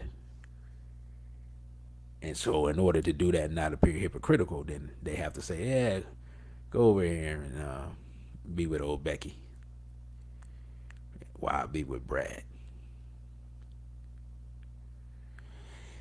And brother, you got ripped off said these women are insecure in their African femininity.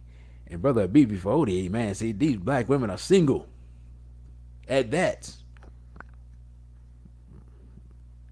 My goodness. And Sister Philly eBay says she has to roll out. Okay, BB488 family and BB to me. So, yeah, brother, wow. I mean, and that's, you know, that whole, and Dr. Weldon, I didn't highlight that chapter, excuse me, but she talks about how she gives a outline of what black women should be looking for in regards to mate selection, and talk about how the black women should prioritize a man who's fighting against racism and white supremacy, and how, you know, in the modern context, women have largely just done the exact opposite. Like the men who are the most, let's put it this way, the men who are reproducing the most, right? The men who is carrying on their seed, the men whose legacy is being carried on, are the men least likely and doing the least amount of race work. I'll put it like that. Like I know some brothers that are doing race work that have multiple children, but I know a lot of brothers who doing race work for years who will have no children, maybe one, who never married or married briefly, who have dedicated their life to the uplift and racial survival of African people. I mean, it's not something we talk about, and it's funny because what I notice is this new generation of woke black women never quote Dr. Wellesley, right? They quick to roll out some Angela Davis, but they won't quote Dr. Wellesley. They don't put pictures up of Dr. Wellesley. None of that, because there's a certain amount of accountability that she gave to black women. And Sister Farnessa says there's nothing appealing about lice. Yeah, don't even get me started. You take yeah. Then you get started on the white female. You take all the fake stuff off of them. You left with something that kind of look like a man. And you got ripped off. Said in the '90s, black females around me talking about how they wanted smaller butts. Hmm? What? You got ripped off. Where were you at? What city were you at? And men with small. What? Y'all gotta excuse me. Lost my composure for a minute. That's crazy. Hold up. Let me reread this again because I might have misread. In the '90s, black females around me talked about how they wanted smaller butts, and men with small genitalia were trying to gain, and it's moving on me, gain these assets. Mm. Yeah, I've never heard a black woman. New Orleans. Really? New Orleans is a weird place. The more I find out about New Orleans, the weirder that place gets. From my understanding, I know a brother that's from there. A lot of pedophilia there, a lot of weird sexual practices there. But I wouldn't have thought that no sisters in that area would want to be less endowed. I didn't see that coming. Didn't see that coming at all. That's shocking.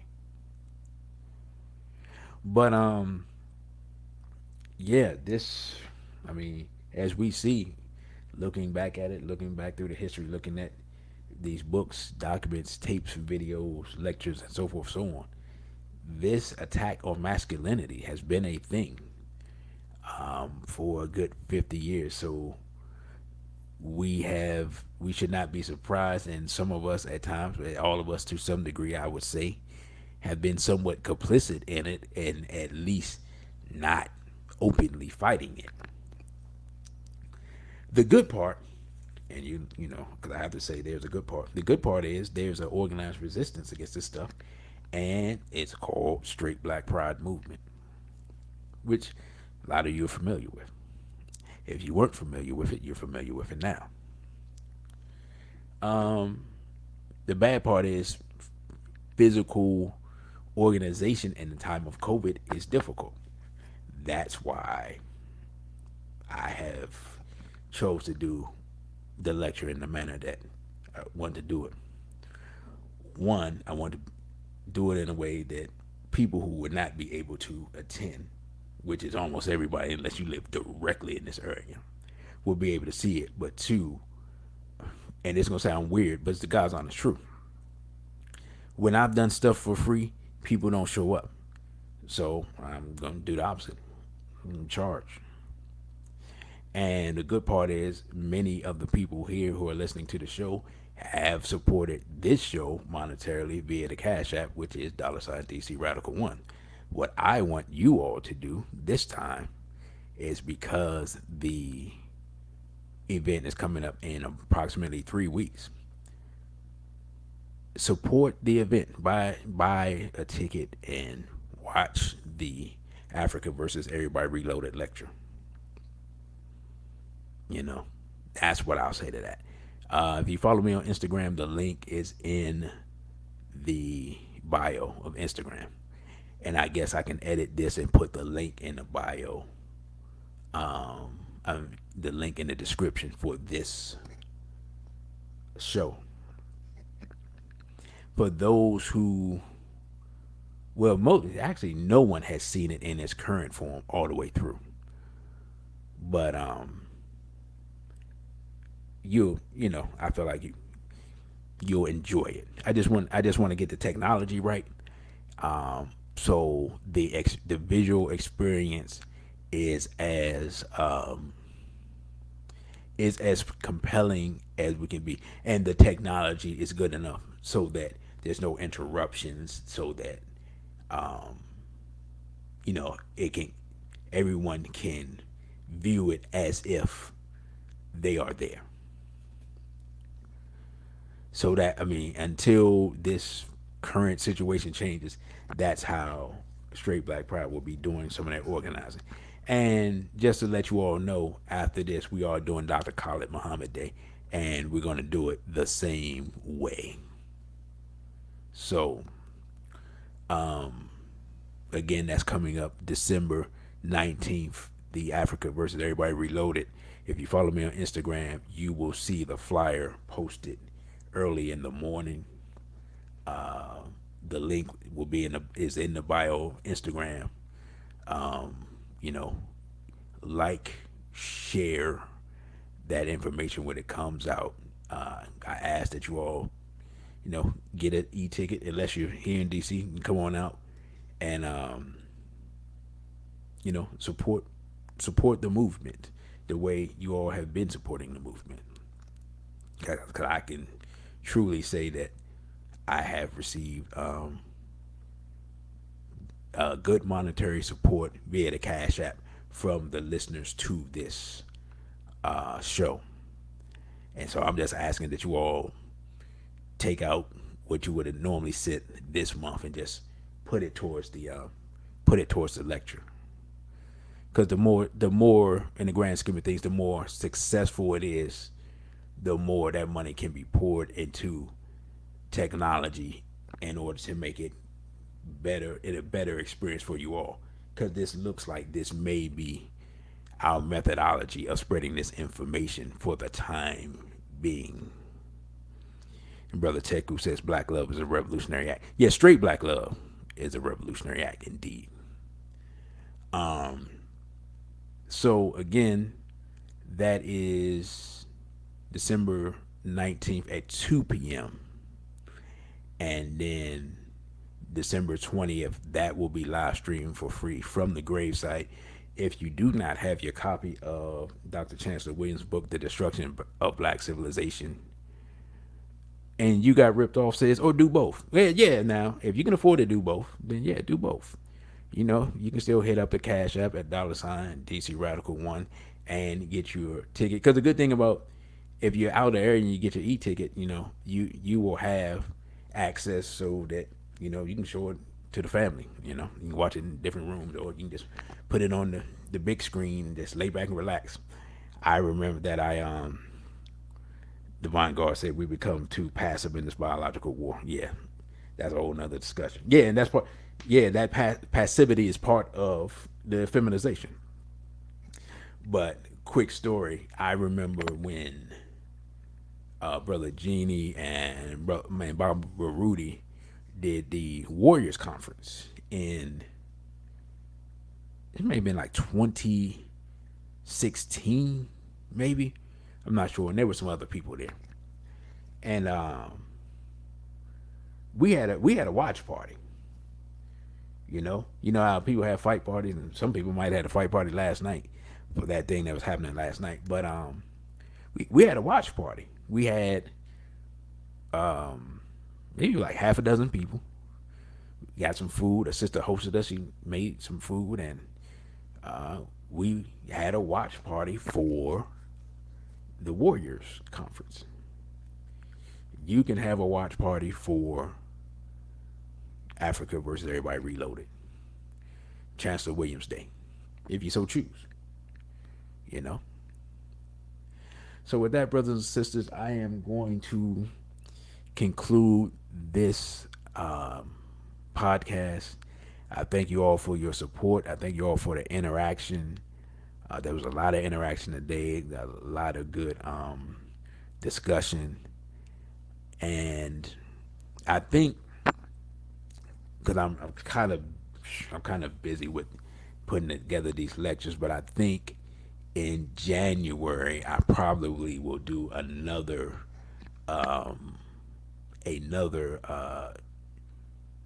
ceasefire in the Black gender wars and have some more guests on to talk about male female relationships. I want to do that kind of like quarterly and get different people and stuff like that, have different ideas.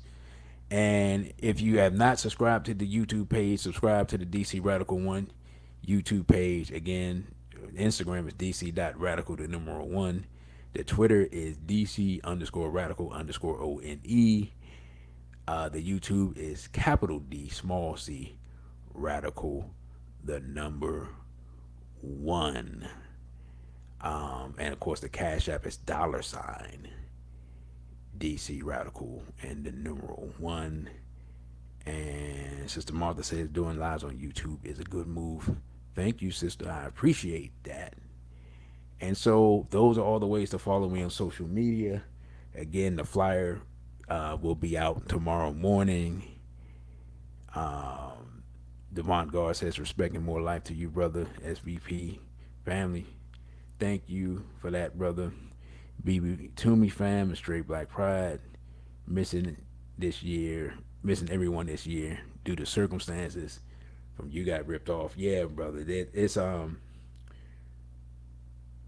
the people that you can find to socialize with and connect with that's like minded, man. I suggest doing that. I understand the dangers of certain things, but black people, we're a social people, and it can get real. But I know you have your family, so this won't affect you as much. But it can get real lonely and depressing being in an environment where you're not able to socialize with people, especially you're not able to socialize with like-minded people. And that's what I love so much about Straight Black Pride is I know I have people who are like-minded that I can just call on the phone or go see, and we can talk about some of the things that are going on in the world. So that is important, and they're doing everything they can to try to cut those ties and those connections. And I would just suggest doing everything you can to maintain them to the best of your ability in the current environment. So Sister Martha says she has no concern for the Europeans. Social distancing. And you out in Cali enjoying warm weather and all types of wonderful things. So yeah. But with that, brothers and sisters, thank you all again for your support. Like I said, please support the Dr. Chancellor Williams Day live stream, and before be sure to tell other people about it. I'm working on something that I hope will be classic, you know, profound and yet enjoyable, as Dr. Khalid Abdul Muhammad said, provide information and inspiration. So that is the goal. That's the goal with this show. That's the goal with the lectures. That's the goal whenever I speak to people. So with that, brothers and sisters, I thank you all. I thank you all for all the support. And I say a BB for Hodier and straight black pride.